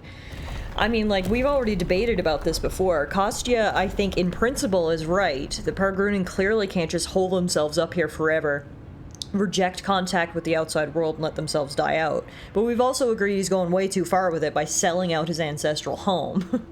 So, like, I have no problem telling Mahala what he's trying to do. At this point, it doesn't even really matter to us. What matters to us is we have to get to the freaking garden, so... You need to tell me where he is, because I need to find the garden. I will. Abaddon stay my tongue if I betray him, but I will. I will show you where Kostya has gone. If you find that he's doing anything other than opening the gates that would protect our home from the lava, I would ask that you stop him. Mihala. I do not wish to see him dead, but if he would risk the keep, then he risks our lives. I cannot suffer those who would harm us to live. Now I must return to the evacuation, and you must go on your way. Okay, thank you, Mahala. If your arrival is indeed a message from Nandru, I hope he remembers his people well. I hope he is proud of us. And Marius, make it back to us in one piece. I assume that's an order, Commandant? Head through the door in the smithy. You'll find Kostya in the lava tubes beneath the keep. Lava tubes? Yeah, that certainly sounds like a secret passage, doesn't it? Through the lava tubes. Alright.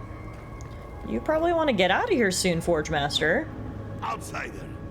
That was a damn big explosion, wasn't it? Heard it down here above the sound of the anvils. What can I do for you? I just want you to get out. Hopefully he'll evacuate soon. Ah, behind the bookshelf there was a secret door. Of course there was. There's always a secret door behind the bookshelf. Be careful, though. Alright, let's to the lava tubes. Better put on Factor Fuck You sunscreen. It's gonna be hot down there.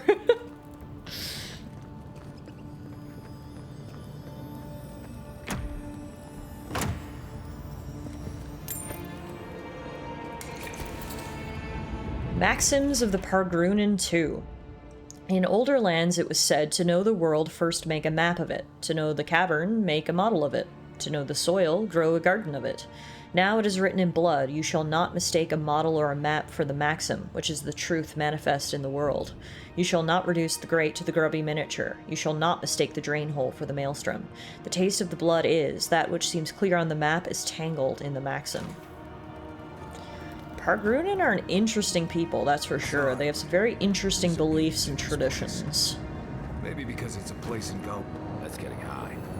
We shouldn't stick around. Yeah, that, oh my god, that is a lot of lava. Time to lean on the ice magics. Yeah, maybe now is a bad time for me to fully spec into a fire mage, but... Anywho. There's no time to regret our decisions. What do we have down here? Beetles, okay. As far as I know, they aren't flame-proof. They should be flammable, meaning we should be alright.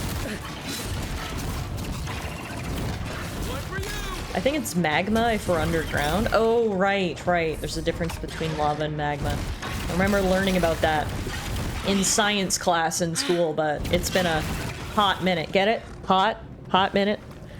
Lava, magma. Yeah, I know. That's all of them. Yeah, I know. I'll show myself out.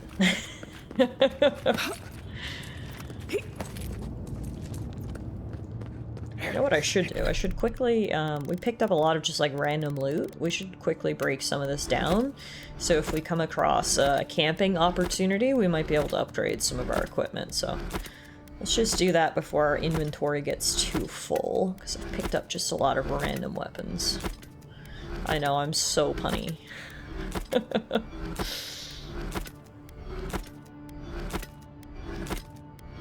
Wow, we have a lot of stuff.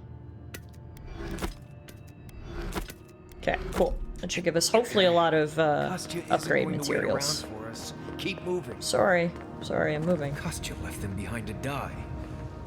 Blessed Korba.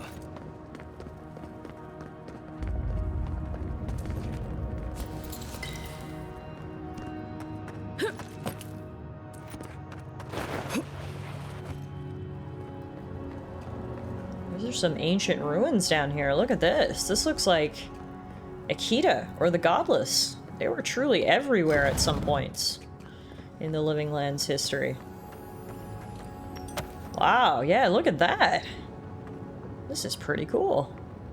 Gotta love finding free grenades, right? Major score. Grenades always work when you're out of mana. I may not be able to cast a fireball, but I can certainly cast this. Tosses grenade. Whoa. Putrid Skeleton Barbarian. Damn, okay.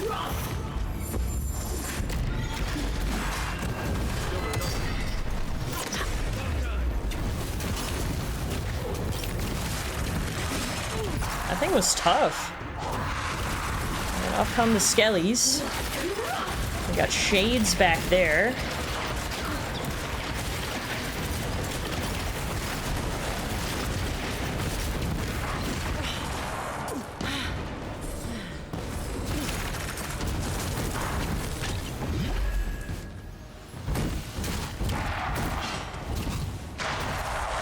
Alright, good job, team. Another win, but who's counting? You are. Maxims of the Pargrunen 5. In older lands it was said, keep the faith of all gods, that you shall have a prayer for the day and the hour of your need. Pargrunen remember a time before these gods, may come thereafter, therefore a time after. Now it is written in blood, keep the faith of Abaddon who builds, Woduka who rules, and Magrin who burns. Close your mind to all other faiths, save your faith in Nandru. The taste of the blood is, the lure of new faith may be indistinguishable from madness, and madness brings the chaos without to the living within. Pargrunen cannot survive these lands divided. I think my favorite part of that maxim is that apparently dwarves existed before gods, meaning there may be a time after the gods as well, which would be best case scenario. Hey! Meow, meow, meow, meow, meow! Chatty Muffin! So chatty.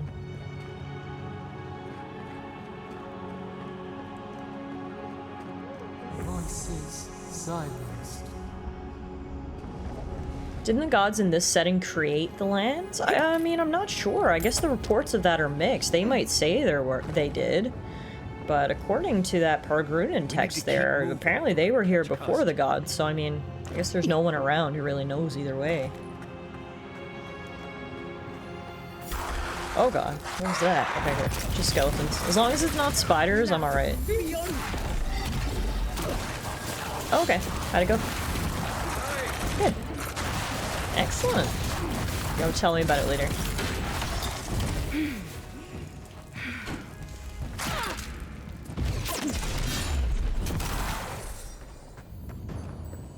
Phew.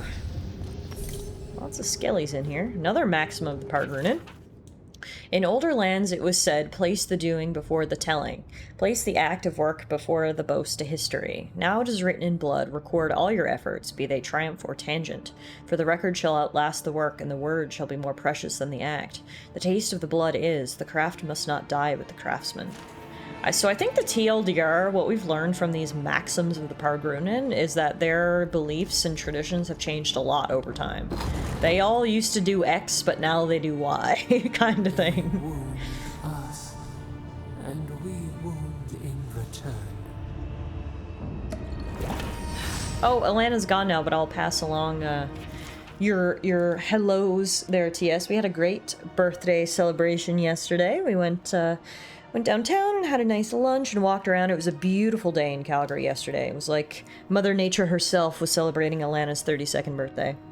And then we went to a pool, actually. There's an indoor pool here in Calgary that we went to and hung out and had a few drinks, and it was really nice. Alright, this is a different one. Records of Old Solace, Part 4. The garden is a household name, spoken in odd and hushed tones. We Pargrunen have known since the moment we arrived that to protect it was our sacred charge, given to us by Wodica herself through our great founder. Beyond that, none knew the truth of what the garden really was. On one instance, a bold young warden attempted to build in secret a vessel that would survive the trip across the acid sea. Upon discovering this, Nandru exiled the warden, claiming that the island's secrets were to remain just that. Entrusted by Nandru himself, I'm the only warden alive that knows the truth of the garden's nature. Whales smite me should I ever give in to temptation and put this secret to writing. The end of this document is marked with a faded symbol reminiscent of an eye. Interesting. So that changes things. We thought Nandru was a servant of Sopadal and was protecting Sopadal.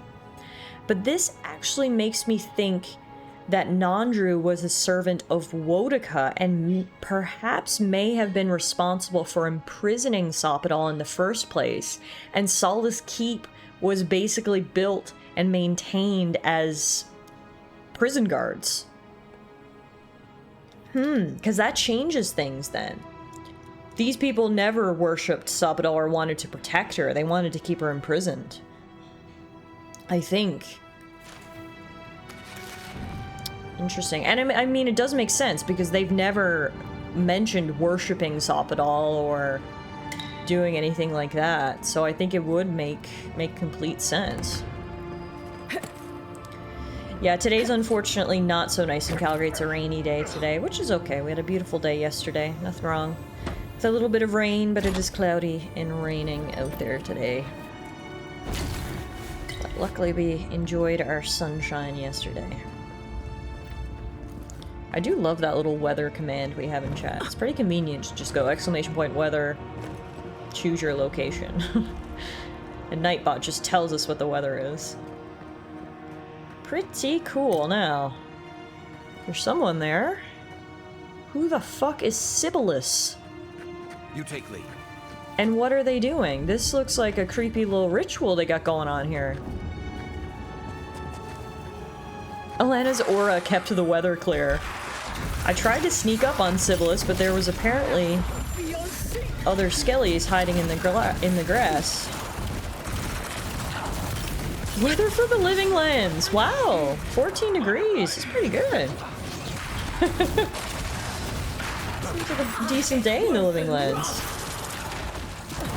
Sibyllus, that's the name of a famous Finnish composer. Oh, is it really? Or Sibelius, maybe. I think it's actually might be the correct pronunciation. There's some sort of healer here somewhere. Oh, fuck. Oh, my God. Yeah, I see the healer. You've got to go. Oh my God, do you see how many things are attacking me? This is bonkers. I'm stuck. I can't... I know, Kai. I know they're behind me. Kai, I need you. Thank you. Damn, this is a tough fight.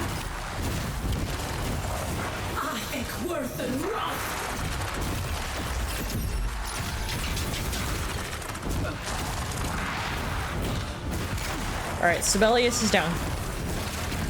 There's just a million other skeletons to deal with. And wraiths. Ow.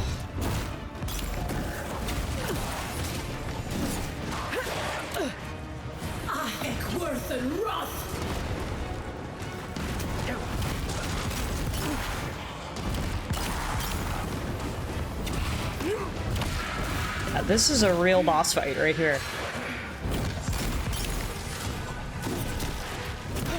Just keep it moving. I think we might be alright. Is that it? Nope, not done. Not done. Done. Whew. That was tough. That was one of the tougher fights we've encountered in a while, honestly. Damn. What do we have here? Great upgrade materials and other maxims of the Pargarunan 5. In older lands, it was said, keep the... Oh, we've already read this one. Hey, Beast, thanks. How are you? Happy Sunday.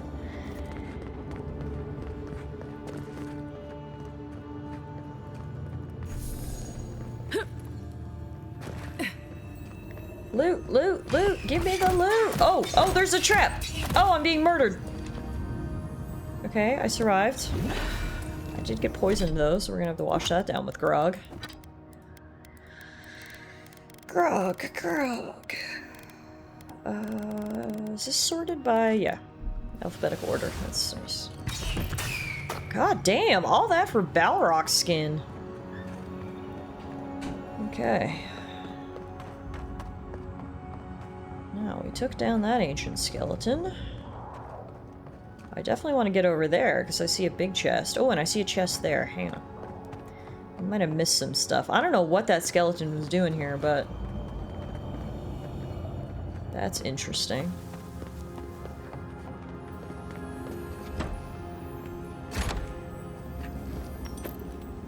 Greed is good. A loot goblin proverb. You wouldn't come back from that fall, boy. Okay, this just loops me around. I want to get over to that side at some point, because I see other loot, but for now, I think we gotta go this way.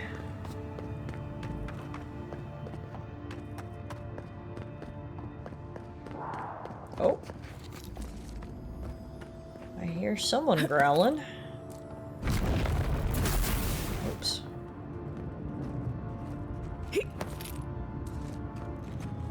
Putrid skeleton wizard. I mean, probably. It's ancient ruins built atop a bed of lava or magma. So yeah, it probably is gonna come apart fairly soon. Someone's itching for a fistin'. That's my battle cry. Along with the loot goblin proverbs, that right there is my main saying. Thank you for the clip, Ronnie.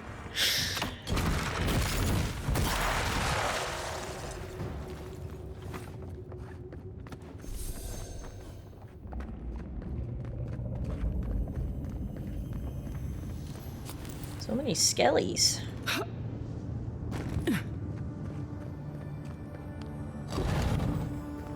Traps in here? I need to look a little bit more closely this time. I don't see any. I do, however, have records of Old Solace, Part 5. After so many years, some of the older wardens have begun to voice their discontent at staying in one place for so long. It is in the heritage, the very blood of the Pargarunan, to wander, discover, and settle. There were even whispers that Provetica would soon be among us. Such superstition is unfortunately common among my older peers, that every settlement will one day face its Provetica, its final event. Of course they will, that is simply the way of the world, all things end. It gladdens this old heart to see that this nonsensical concept is fading away. The end of the document is marked with a faded symbol, reminiscent of an eye. I still love the way that the player puts their entire might into opening doors. Yeah, 100%. Another sacred proverb to my character is, you can do it, put your back into it. There are a few proverbs that we keep close to heart. Someone's itching for a fistin'. whatever we said about greed earlier. Kostya doesn't care. And then you can do it, put your back into it. Must be stopped. We should move. But yeah, for someone who was apparently concerned about the lives of his fellow dwarves, he's sure letting a lot of them die down here, isn't he?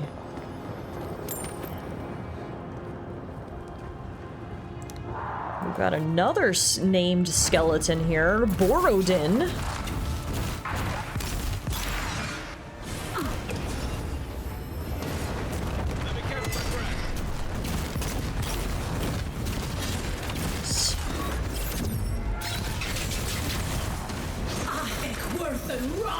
Is someone healing him? Yes, there's a priest.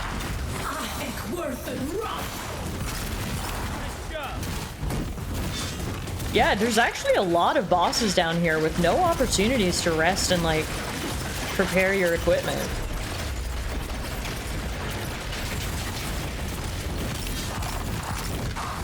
You only get one chance at making an impression, so make every entrance dramatic. I like that too. That's another good proverb.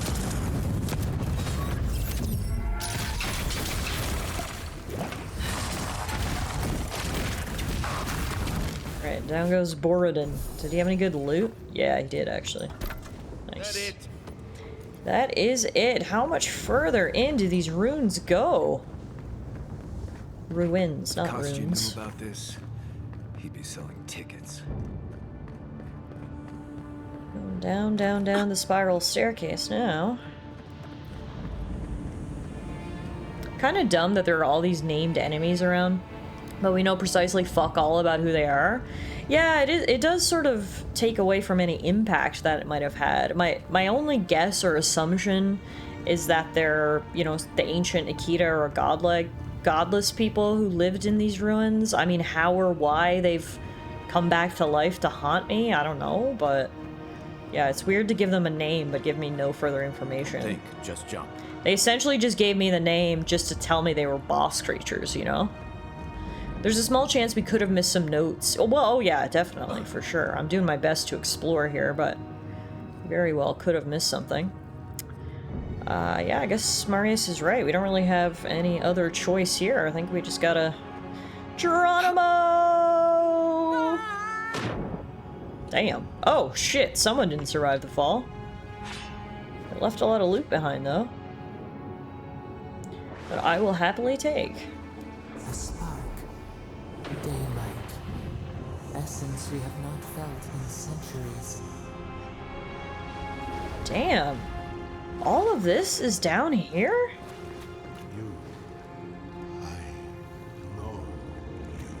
Huh? Speak. No. Huh? You... No. It cannot be. Who is in here? Normally when we see large pillars of Audra, we use them to commune with Sopadal. There's someone trapped in this one. In this little underground oasis we found. I've got a guess. Do you think it's Nandru? My sister. Soul of my soul. How did you find me here? Why do you linger, spirit? What forces in the Audra tether you here? A god beyond the grasp of gods. What is the will to a man subject to one like them? I told Sabadal not to look for me. I did not wish to be found. Interesting. So that sort of confirms our theory. In a lot of the memories we've stumbled upon, we've always been some sort of servant to Nandru. And I wondered if our soul was, like, sort of tethered in that way, that we constantly get reincarnated as something to do with Sopadal. And if this is indeed Nandru, who I think it is, he sort of is of the same mind, that he didn't even want his spirit to go back to the wheel because he knew he was going to be reborn as another, you know, servant of Sopadal. Instead, he just wanted his spirit to be trapped here in this pillar? Let's see, who are you? I have been here for so long. My memories are tattered. They fall apart when I look too long at them. There was a man called Nandru once, beloved of a terrible god. I remember it all. I feel Sabadal's mind beneath yours, swimming in the deep. You should run. You're a godlike of Sapadal too, aren't you? That was the name they gave themselves. Stolen from the ancient souls, whose deaths gave rise to them. To us. We were little more than appendages to them. That is why I must ask you to destroy them. Interesting. Interesting. Hey Ash, thank you so much for the hydration and the stretch. Yeah, it's all coming together here now. So previously when we heard about Nandru and building Solace Keep, I assumed he was, you know, Sapadal's #1 favored servant, but no. It seems that he resented Sapadal trying to use him, and I think he may have actually worked with Wodoka to imprison Sapadal and built Solace Keep for the purpose of watching over her. Interesting to think that even Nandru was like, yeah, no, fuck Sapadal. I don't even want to go back to the wheel because she's going to reincarnate me as another servant of hers. I'd rather just be stuck in this Pillar of Audra forever. And even Nandru is asking us to kill Sapadal. Very, very interesting. Hey Sharp, how are you? Happy Sunday. Welcome to Avowed. We've been playing Avowed now for the past couple of weeks, and we're getting to the real climax of the story. All the puzzle pieces are starting to slot into place. We're finally getting a look at the bigger picture, which is really exciting after 50 hours of gameplay to finally feel things sort of tying back together, you know? Ash says, speaking of, I got water here as I'm done with my reading of the day in between my rounds at work, so here I be. Excellent. Excellent. Well, sit back and relax with a nice glass of water. Your water is grape flavored. Mine is just water flavored, but we'll take it. I would have to agree with you. Sapadal is too dangerous to go free. Yes, you see them with eyes unclouded. The ruined cities, the crevasses cleaved into the earth. They remade the land in their image. It reflects their twisted heart. You, my sister, who are more brave than I, go now to the garden and hang the gardener from their tree. How? How do I kill a god? Your mind cannot understand it, but your soul, when the opportunity is before you, it will know what to do. Where's the way, Nandru? How am I supposed to get there? You need only walk a little more. You are nearly at the end. You know, I always meant to die down here. To siphon my soul into a lonely pillar, disconnected from the stone that makes our world. Disconnected from them. I only hope that Sapadal releases you to the same long peace. This is pretty crazy. Like, to hate Sapadal so much that you trapped your spirit into a pillar that she couldn't access, rather than go back to the wheel and being reincarnated. Like, that's how much Nandru didn't want anything to do with Sapadal anymore. Also, imagine if the dwarves knew that Sapadal, you know, their founding father, their George Washington, was actually still alive in a sense, just deep down underneath their keep. They would lose their freaking minds. Honestly, thank you, Nandru. Just thank you for all of this. It is interesting to hear your perspective, what you think of Soppadal. Yeah, thank you. Do not thank me. Only do as I asked. Destroy them, Caesar. And when you see Wodeka, tell her I said hello. You okay? You went away again, but this time seemed different. Envoy, you alright? You lost yourself, but not like before. Yeah, spoke to Nandru.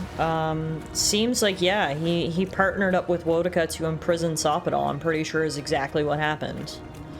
The thing is I don't want to partner with Wodeka. I don't want to partner with any gods. I'm tired of the gods. Full stop. Just so happens that mine and Wodeka's objectives align right now, but I have no intention of destroying Soppadal simply to start worshipping Wodeka. I'd like to make that clear. You're going to see a movie after work today, Ash. Awesome. What movie are you guys going to go see? That's fun. Blues are now tied with the Jets. The score was 5-1. Damn, they came back down 5-1? I mean, no matter what happens, that's an amazing rally. Kostya's already proven himself an enemy of Solace. Whatever you choose to do with him after we stop him is fine with me. TS, it's kind of like that at the start of the game. Your goals happen to align with Soppadal's. Exactly. Exactly. I'm so down to make this just a god crusade. Like, let's just go kill all the gods and take our mortal lives into our own hands. That's the team I'm on. I don't want any gods. Oh god. Yeah, this place is coming down. You're gonna see Until Dawn. Awesome. I hope you enjoy it. Looks way too scary for me. I actually liked the video game, believe it or not, even though I'm a scaredy cat. I thought the game was fun. Movie, though, looks way too scary. Okay. We got 2 wardens. And Counselor Kostya. Help me destroy this witch. We can't risk someone turning and opening the gates. If the keep falls so that we might live, so be it. If you don't open the gates, the keep will be overrun with lava, so all the people up there will burn to death. Yes, exactly. Oh. I'm saving my people. Are you? With your help, or without it. What the fuck? You're killing your people. You're destroying your home. So long as the keep stands, my people are trapped here. Doomed by an oath to a dead man. No one should be bound to a pile of stones. Certainly not because of a centuries-old oath. So you'd rather them burn to death instead? It's for ages until we build the keep. When it falls, we'll be free to explore the world again. I will not watch my people rot here for the sake of a pointless oath.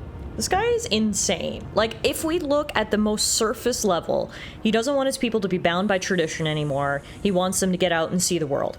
Absolutely agree. And then you like take one peek under the surface and he's like, I will free my people by murdering them all and destroying our home and everything we loved. And I'm like, no, what the fuck, dude? Like, if you could just take one step back, I would agree with you. But you have taken 2 steps into zealot territory. And it's just like, this guy makes no sense. Literally no sense. He's like, ah, yes, the only way we can move forward is by murdering everyone and then we'll be all right. You know, like, it makes... This guy is nuts. This guy is literally nuts. I can't let you do this, honestly. It's that straight up.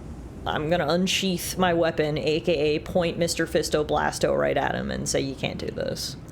A life for rubble, blood for the prison of old ways. We twine. Stand down, Kostya. This just isn't your day. So be it. And you are so close. The entrance to the garden is just beyond this door. I always knew it would come to this. I wish I had the opportunity to reason with him, but again, I think he's too far into almost zealotry at this point. His intentions on the surface are good, but what he's willing to sacrifice is not. He just needs to go. I'm not gonna let everyone upstairs die because he's an idiot. Nice work. Okay, we need to open the sluice gates to save Solace Keep.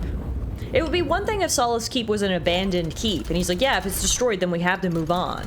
But no, no, no, there's still people up there. Like, there are a lot of people up there. We're not sacrificing them to prove a point.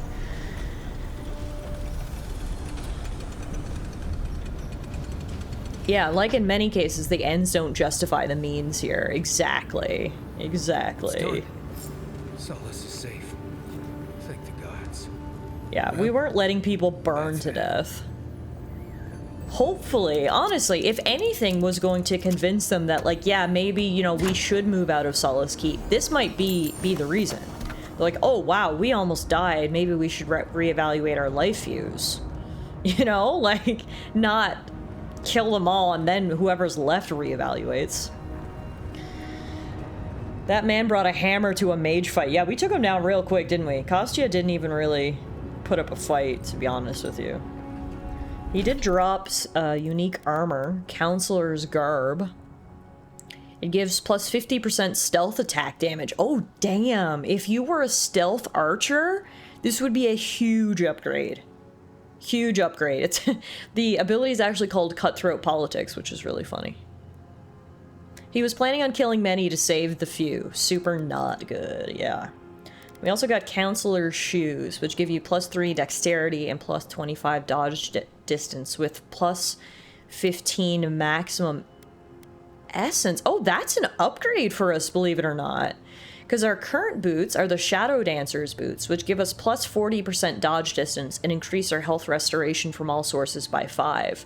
The Counselor will decrease our dodge distance by 15, but we still get plus 25 dodge distance. The best part is, though, we get plus 3 dex and, most importantly, plus 15 maximum essence. That's a really good upgrade for our build. Though at first these shoes, happy loot goblin noises, 100%. Is there anything better than not only finding good rare loot, but good rare loot that's also like good for your build and class and is going to be an upgrade for you equipment-wise? It's just like, chef's kiss. Though at first glance these shoes appear to be purely for show, they are surprisingly functional. Common enough among members of the Solace Council, Kostya, as usual, went above and beyond and had his shoes enchanted. Of utmost importance was the Supreme Comfort enchantment. Whoa! You didn't... Hang on. That wasn't listed. That's an additional bonus. Apparently these are the comfiest shoes in the world. Here we go. Mama got herself a new pair of shoes. As frivolous as it seems, they helped a great deal in trying to keep a level head after hours of standing around a council table.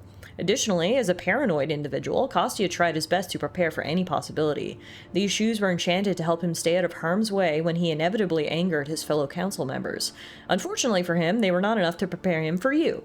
At least you have some very nice shoes now. That's good. That's a fantastic item description right there. That's so good. Alright, that's a sick upgrade for us. Love that. Actually good rare loot, exactly. And over here we've got Records of Old Solace Part 6. Solace Keep was an ambitious undertaking, but under Nandru's guidance, leadership, and determination, it was finished. A beacon that stands proud as a symbol of the Pargrunan living within its walls. With this done, Nandru presented to us an even greater challenge. The Floating Foundry, a massive facility built atop a river of lava. Many wardens lost their lives securing the construction site, and many more died during the foundry's construction. Their sacrifices, while tragic, were not in vain. The floating foundry was erected, bringing with it arms and armor of unparalleled quality. Unfortunately, the foundry did not last long. Less than 8 years after its construction, tragedy struck. An eruption caused the river to swell, and none were able to make it to the sluice gate in time. Now only ruins remain. Though it is gone, may the foundry's fall serve as a reminder to all of us that unchecked ambition will lead to ruin. These are the final words of First Elder Monk Karatana. May Whale guide me on the journey to my next life. The end of the document is marked with a trio of faded symbols, each reminiscent of eyes. Oh, nice. Thank you for that. TS has made a new chat command. !loot will just make happy loot goblin noises, because yes, that is a phrase that we use quite often, and I don't see my stance towards loot changing anytime soon. So I think it's best that we immortalize that into a command. That's fantastic. Honestly, I feel like I need a little noise on my Stream Deck soundboard that's just happy loot goblin noises, so we can play it whenever we find good loot. Alright, so the tunnel actually brought us out here. We've got a great view of Solace Keep. Hopefully this is the path to the garden. Magnificent keep. I just hope it doesn't become their prison. Well, hopefully, once we destroy Soppadal, we can be like, the keep has no purpose anymore. We've literally met Nandru, and Nandru has told us that the purpose of the keep was to act as a prison for Soppadal. If Soppadal's dead, the Pargrunan shouldn't feel that they have to stay here anymore. But if people want to, they can. We didn't murder them all. We're giving them a choice. Okay, so apparently before we enter the garden, we can actually fast travel back to Solace Keep and speak to Mahala. I feel like we should do that because this is a good opportunity to hopefully tell her everything we've learned. Because she is the one sort of traditionalist on the Dwarven Council that says nobody can leave because Nandru said our sacred duty was to stay here. If we can somehow convince her, I actually spoke to Nandru, I understand what his instructions actually were, you guys should leave this keep, then perhaps we can save the Dwarven people.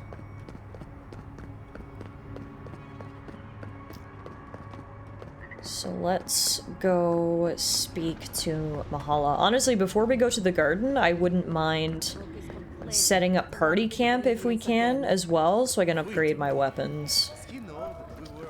But yeah, it looks like all the dwarves actually survived. They didn't get burned to death by lava, so that's good. You think happy loot goblin noises are probably like a cat's purr? I like that. That's canon now. Absolutely. Hey, Meerkat. We're alive. Where's Mahala? Yes, yes, calm down. Why did you expect anything else Let's when be back here. new Nandru came to the keep? Oh, they're calling me a new Nandru. Yeah, let's see if we can tell Mahala what happened and see if she'll believe us. I still can't believe that Sakasab. What happened at the end? Is everyone all right? Yes. The keep and many of your people are safe. Thank you. I cannot explain how afraid I was for my people and our home. Nandru too reincarnated Boogaloo. You know, this could have all been avoided if you weren't so stubborn. Maybe Kostya wouldn't have become such a zealot if he felt, you know, he had another choice. You're not fully scot-free here, Mahala. You were basically imprisoning your people, binding them to their oaths such that you were willing to let them starve to death rather than open your gates. So you're not exactly innocent here either. Perhaps so. Either way, I understand now the nature of my errors. It will not happen again. Here. I once was this artifact's custodian, but I failed in protecting the keep. This belongs to one who has proven capable of guarding my people. I wish so much that things had gone differently. Marius, could I speak to you? Right, did she just ask that? Or am I having another nightmare?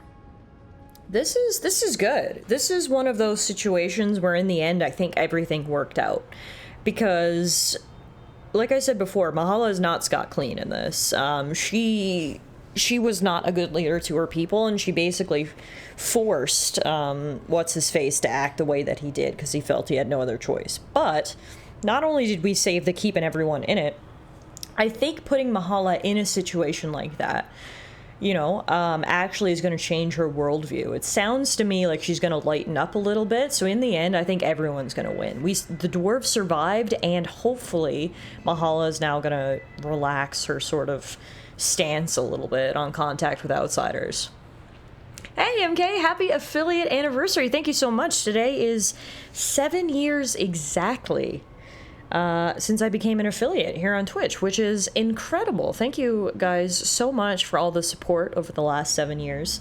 I mean, I say it all the time, and hopefully you guys know that I'm sincere, but legitimately the past 7 years have been the best 7 years of my life, and a huge part of that is building this community here on Twitch, hanging out with you guys on a regular basis, and obviously we wouldn't have this community unless you guys were a part of it, and, you know, yeah, so thank you.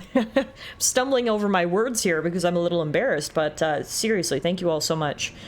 Streaming on Twitch is one of the highlights of my life. I love it here. I love doing this so much. And all you guys who have either been here since day one or today's your first day, it doesn't matter how long you've been here, just thank you very much for being a part of this community. I was saying earlier, I was a little disappointed. I didn't get to stream as much as I would like to in the month of April. You know, life just happens sometime. I had a lot of traveling to do, both for work and just for my personal life, so we didn't get a whole lot of streams in April, but I'm excited to sort of get back into the swing of things in May and get a lot more streams in, and yeah, thank you guys again. Well, hopefully we'll be celebrating affiliate anniversary number 8 next year.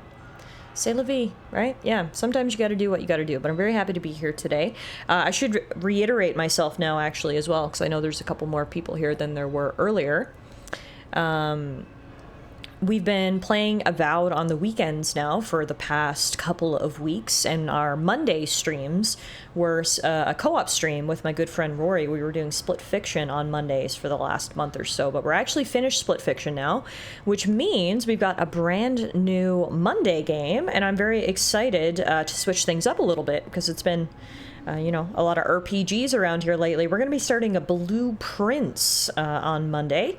If you guys don't know what Blueprints is, it's a roguelite puzzle game, which I think will be a nice breath of fresh air for the channel. I'm really excited for all of us to sort of work together and solve these puzzles, and from what I hear, Blueprints is fantastic. I do need to make a little bit of a public service announcement, though.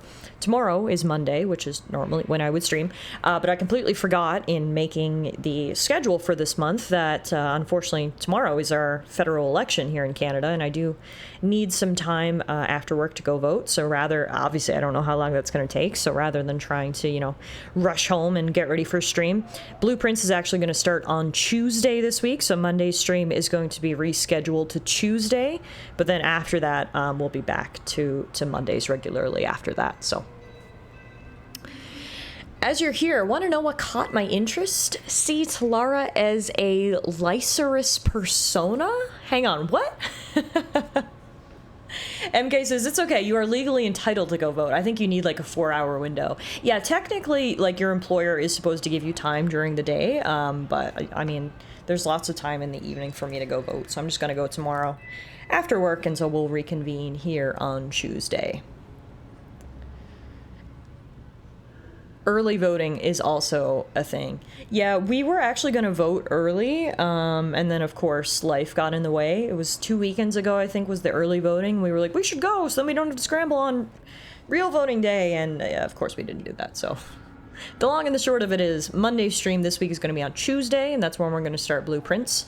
But going forward, then we'll be back on Mondays and we'll be playing Blueprints alongside Avowed.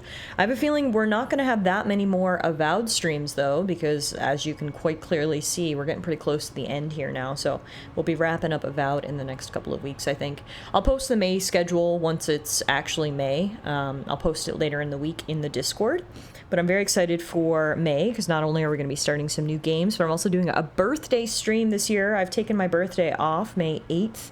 We're going to hang out here on my birthday and have a good time, so I'll keep you apprised of the schedule later in the week. But that's just a quick little PSA about what's going on over the next couple of days. Is Tallara going to be the next president? Well, to be president, I would have to move to America, I guess, which is a big no for me. Prime Minister, also big no for me. Politics, no. No thanks. I appreciate, you know, that you might want me as your president, but it's not gonna happen. At least voting in Canada is usually quick. Generally, there aren't crazy hours-long lines. Yeah, the last time we went to vote, I remember being in and out in about 20 minutes. So honestly, tomorrow might be the same thing. We might be in and out in 20 minutes, and maybe I would have the whole night to stream like planned, but I just figure rather than risking that or, you know, trying to rush, we'll just move stream to Tuesday, so we don't have to worry about it. Okay, back to Marius. Mahala wants to talk to Marius. No matter what Mahala says, you know we have your back. Good. Let's save the hugs and tears for another time. Okay. Stream from the election line? I think that might be low-key illegal, but... that you're... Hey there, everybody, it's Tallara coming to you from your local federal election line. Let's play some Avowed. There's no but waiting. For any Canadians in the chat, don't forget to exercise your right to vote tomorrow. I am genuinely happy you found friendship, Marius. You always deserved more than the world gave you. That's all I wanted to say. Well, you've always given me more than I deserved. As long as you don't stream from the booth, you should be all right. Yeah, I could give reins of the stream over to Alana while I run into the booth. I mean, that went better than expected. Hey, Marius? I am in agreement with that. Okay, well, I'm glad we took the time to come back and speak to Mahala, because not only did we have that conversation, not only do I feel good about the future of the Dwarven people, we got good loot, and maybe most importantly, we leveled up and got an attribute point. So let's take a look at that. So intellect is maxed right now. Where should we put our other point? I think we put it in might, because when in doubt, do more damage. Right? When in doubt, increase that damage. So if we put another point in might, we get plus 2% total damage. And you might be wondering, but Tiff, you're a wizard. Why are you putting points into, you know, what would traditionally be called strength? But Avowed uses a very interesting system. So might, or strength, you know, this muscle icon here, is actually a representation of a character's physical and spiritual strength, brute force, as well as their ability to channel powerful magic. So the TLDR is when you increase your might, you increase your damage from all sources, which is really different, because normally as a wizard, you'd have 0 in strength or might. But in this game, I've actually put quite a few points into might, just for overall damage output. So we will increase our might to 10. That's right, I'm actually a buff wizard. I like to think I'm a wizard, you know, that goes to the gym. I've got a 6-pack, but, you know, I'm also real smart. I'm just kind of the best of both worlds. And then I'm going to put a point into Heart of the Storm and max that out. So the amount of shock accumulation we deal now is increased by 45%. DPS! DPS! DPS! Alright, that got us to character level 27. I was saying earlier, I'm not sure what the max level in the game is, but I have a feeling it's probably 30, because we're getting pretty close to, you know, maxing out a lot of our statistics and abilities now. So if I had to guess, I think max level is probably level 30. Your mana potions are mixed with whey. Yeah, they're protein shake mana potions. Now, I wanted to see what she gave us. Oh, it's a shield. It's called the Bastion of Solace. So obviously not very helpful for our current build, but honestly, still not bad, because what you can do in this game, well, you could obviously sell it, but what I prefer to do is break down our legendary weapons, because it gives us legendary crafting materials with which we can actually upgrade our current equipment. So I'm gonna break down all the stuff we have here in our party, or in our inventory rather, and then before we go to the garden, I really want to take a little break at a party camp such that we can upgrade our stuff. It also would be nice to check in with our companions too, because obviously a lot has happened in the last 2.5 hours. Talara's being a red mage over here.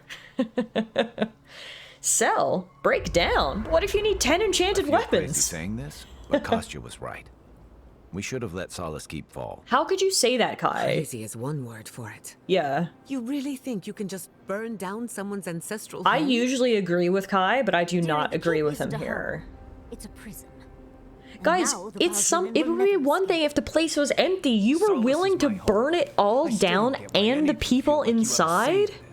Yeah. But you left. Because I chose to. Kostya doesn't get to make that decision for everybody. If Kostya doesn't, Mihala will. Look, Kostia's plan was mad. Destroy a centuries-old keep and way of life, leaving the survivors stranded. Well, I mean, like, I wouldn't even say that. It's not so much about the keep. Do I think he should have destroyed the keep? No. Like, why do you want to destroy your ancestral home? It was more about the people in it. I keep reiterating the fact Solace Keep was not empty.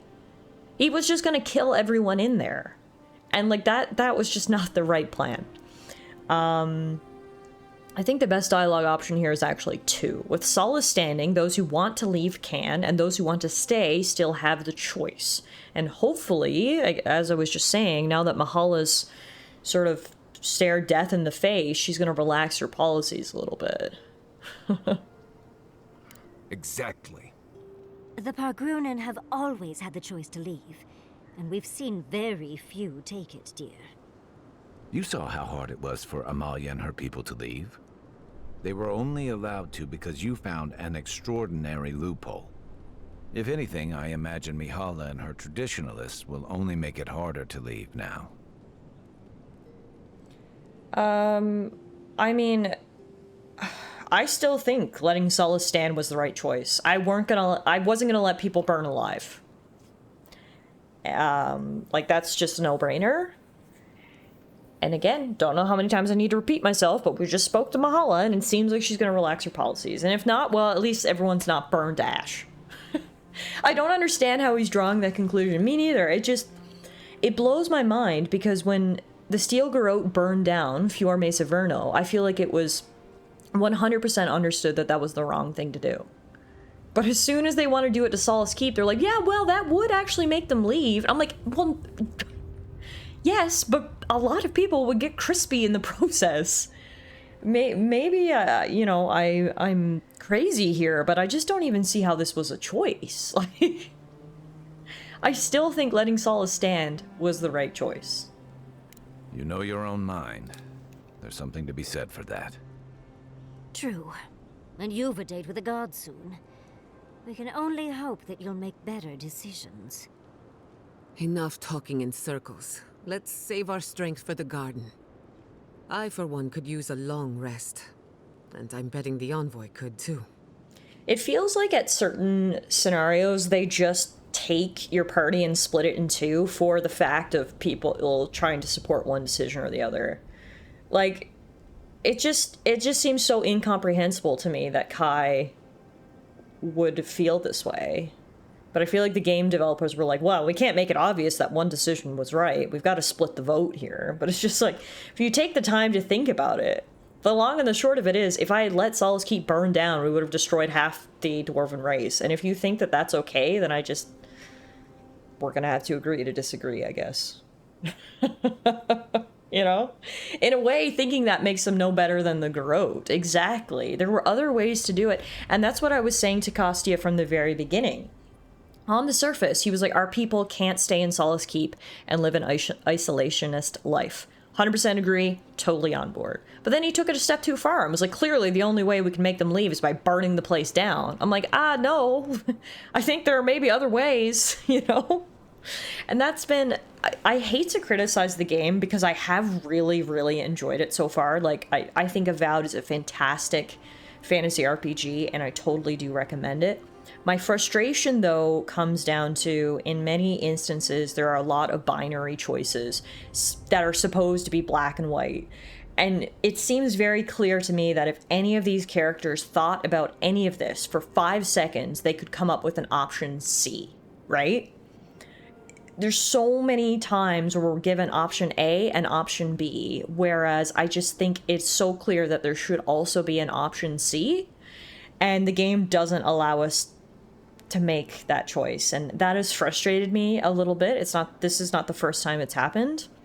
They give you just two extreme choices. You're either far left or far right, and when it seems very clear that there could also be a middle ground option, they won't let you take it. So that's my criticism, and I mean, that's not an issue that's unique to Avowed. I mean, you can look at many other RPGs.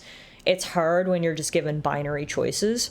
The one thing I will say for Avowed is that at least it's not an illusion of choice. Sometimes in RPGs they'll give you a binary choice, and it doesn't really matter which option you choose, you get the same result. That has not been the same in Avowed. At least each choice does have a clear result or a clear consequence, and they're not just two sides of the same coin. But again, what frustrates me is that you gotta at least give me a third option, because a lot of times it just seems so clear that there could be a third option, right? Space Avowed was fairly A or B choices too, wasn't it? AKA the Outer Worlds. Yeah, it was. And I mean, again, a lot of video games are like that, actually. This isn't a problem unique to Avowed or even Obsidian as a developer. It's just... I think it's why games like Baldur's Gate 3 are so popular, because that is a game that gives you additional choices. If the game presents you with choices A and B and you don't like it, you can create your own option C. And that's what makes it so fun, right? And I totally understand that, you know, the programming, just looking at the logistics of it, being able to program to allow for 3-4 choices makes things a lot more difficult, because you've got to, you know, have 3-4 resulting world states. 2 is a nice easy number. But yeah, anyway, that was my little rant. That's my little rant about what I don't like about Avowed, is feeling like you've got to choose one of two rather extreme options instead of just taking a second and finding option C. Anyway, back to the game. Giada says, I for one could use a long rest, and I'm betting the Envoy could too. Yeah, rest up, we'll talk later. Right. Looking forward to it. Alright, we'll check in with our companions in a minute, but first though, I want to upgrade my stuff if I can. Although I do see I have a superb great hammer that I can deconstruct, which I'm gonna do. So, we can upgrade our Grimoire to Legendary Quality +1, which will decrease the ability cost. Let's do that. Boom. And then to... yeah, we don't have enough materials to upgrade anything further, unfortunately. But we might be able to finagle some of the materials we have here. Let's see. Basically, there's a whole bunch of different levels of materials. Like, you can turn tanned hide into stale gel leather, which turns into Balrog skin, which turns into dragon hide. So if you have a lot of the lower level rarity crafting ingredients, you can put them together and make higher levels. So that's what I'm doing here in this screen. And then, yeah, see? So by doing that, now we can actually upgrade some stuff. So let's upgrade our wand. Cruel Command. Increasing it will, or upgrading it will increase its physical damage. Beautiful, and that's all we can get, but we'll take it. 2 upgrades are better than none. And then it's fully enchanted as well. Alright, that's good for now. Let's chat with everyone. The legendary fist grows even legendarier. How you doing, Marius? I'm holding on. Got pretty intense back there. Takes a lot of strength to go back to face something like that. Thanks. Didn't feel like strength at the time. You faced something horrible and didn't go catatonic. That's strength. No matter what it feels like, dear. I'm not the only one here who has sad parent stories. Giada's folks turned into plants. Everyone is haunted by something. It just hurts when that something is family. Right. Wow, fine. that's a Let's just good way to put it. Leave it there. I'm starting to suspect that every single leader in the Living Lands is incompetent. Truly. Is there no vetting process? Hopefully those in Solace Keep will choose their leaders with more care in the future. But we should check on Marius. I'll make him... Honestly, I don't disagree with her. We've come across some absolute idiots in power, so... I gotta be honest, I'm surprised you wanted to burn the keep down. Well, of course, I'm not suggesting it's always a fix for issues. But those poor Pargrunen are clearly prisoners of their traditions. I think getting rid of the keep could have helped more than they realized. I do not envy the Pargrunen in any case. Meeting that council gave me a new appreciation for Vidaro.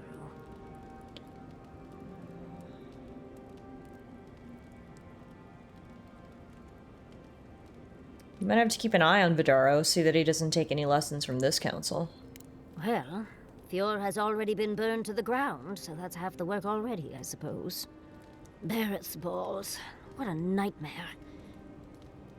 We're losing focus on the important things. Things like the garden. Oh, come on, Envoy, let's get going. How can I help, darling? I think that's it for now, to be honest. Don't let the bedbugs bite, dearie.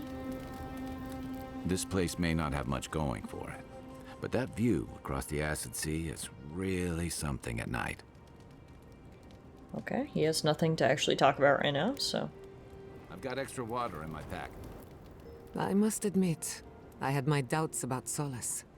It was like a dungeon, except the wardens were the prisoners.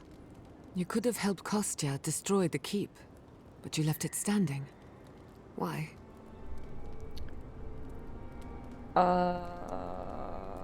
Why is there no option here to be like, I wasn't gonna let any dwarves die?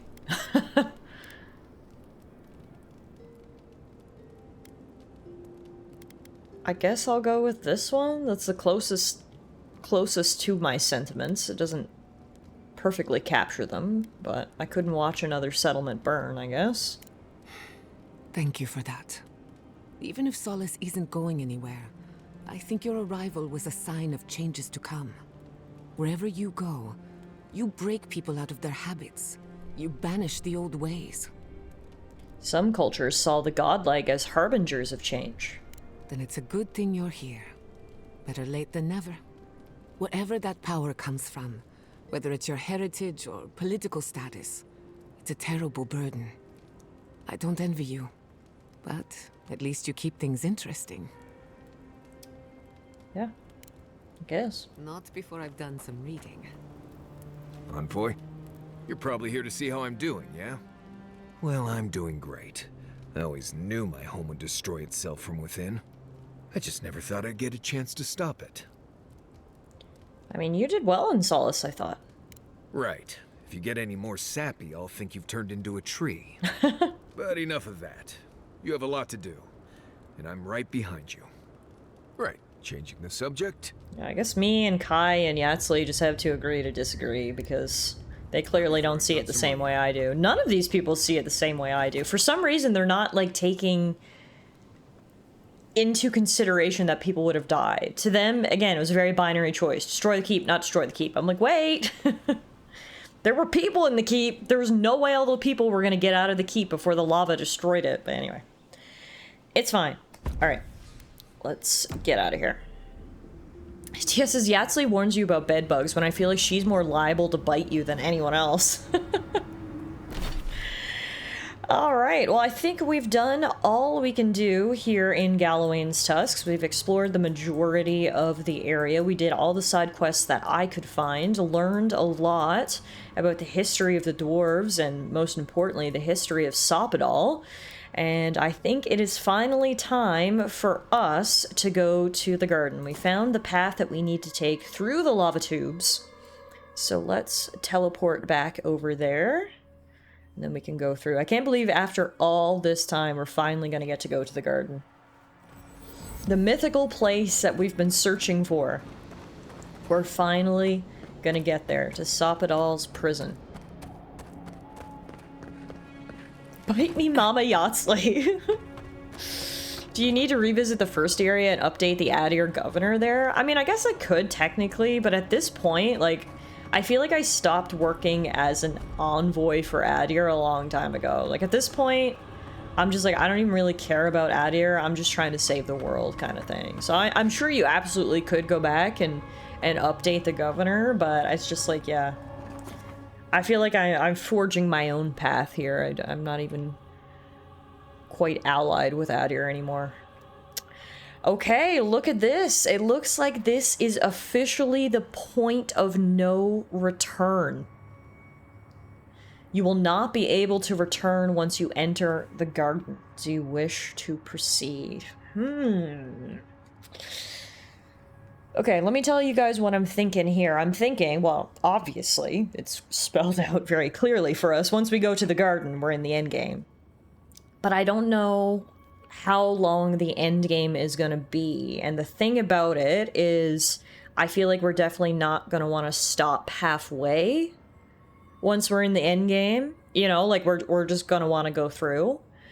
If there's only an hour left, for instance, we could do it now, but if it's going to be more of like a 3-hour thing, then maybe we should save it for next weekend instead of half-assing it at the moment. I don't know if there's anyone here who's beaten Avowed. I know Euro was here earlier. Not sure if he's still here. We could just do a 12-hour stream. I mean, I suppose that's an option as well. But I'm just wondering. Okay, Euro is here. Euro says, if I remember correctly, it's a 2 or 3 hour bit. Okay, thank you. Thank you for that. That's actually very helpful. My gut feeling is that we leave it here. We'll end a little bit early today, and then we can go into stream next weekend knowing that it's going to be the finale of Avowed, and then however long it takes is how long it takes. Yeah, I mean, if it's 2 or 3 hours and that's kind of a normal stream length, which would be nice and neat to just do it in one shot. Does that sound... Yes, does it sound sensible to him? Okay, I think that's what we're gonna do. Whoa! Marius just did the electric slide there. Alright. Well, let's save our game here. And this will be the last time I'll say this. But I will see you guys back here next weekend for Avowed. Hooray for Euro's guidance. Yes, thank you, Euro, for being our guide here on this path. And next weekend is going to be the final stream of Avowed. Today was stream number 13, so stream number 14 is going to finish it off. I'm really excited to see how this all wraps up. I mean, obviously we're going to have to make a choice on how we deal with Sopadol, but we'll get to that next weekend. Next weekend stream is going to be on Sunday, just like it is today, so I will see you guys here next Sunday, which actually, looking at my calendar, is May the 4th. May the 4th be with you, and I'll see you guys back here next Sunday for the conclusion of Avowed. Just to repeat myself from earlier, we'll be live again on Tuesday. You won't have to wait till Sunday for another stream. We'll actually be live on Tuesday for something I'm really excited about. We're going to be starting a brand new game called Blueprints. So hopefully I'll see you guys either on Tuesday for Blueprints or next Sunday for the Avowed finale. Regardless, just want to thank everyone, as always, for hanging out with me today. I had so much fun, and I'm so excited to see how Avowed is going to conclude after, I'm pretty sure we're 50 hours into the game now. So we've certainly sunk quite a bit of time into this one, and it's going to be nice to sort of wrap it up and finally get to that conclusion after spending so much time in this world. So the long and short of it is, thank you guys for supporting me over these last 7 years. Holy moly, that is a very long time. And hopefully we'll be celebrating our 8-year affiliate anniversary next year. But regardless, thank you for 7 years. Thank you guys for being here today. Enjoy the rest of your Sunday. I hope it's a good one. Take care of yourselves, and if you're in Canada, please don't forget to vote tomorrow. Make sure you take some time to get out there and exercise your right to vote. For the rest of you guys, I will see you on Tuesday. You better be ready to solve some puzzles. We've got puzzles to do on Tuesday, all right? I can't wait. Okay, bye everyone. Thanks again.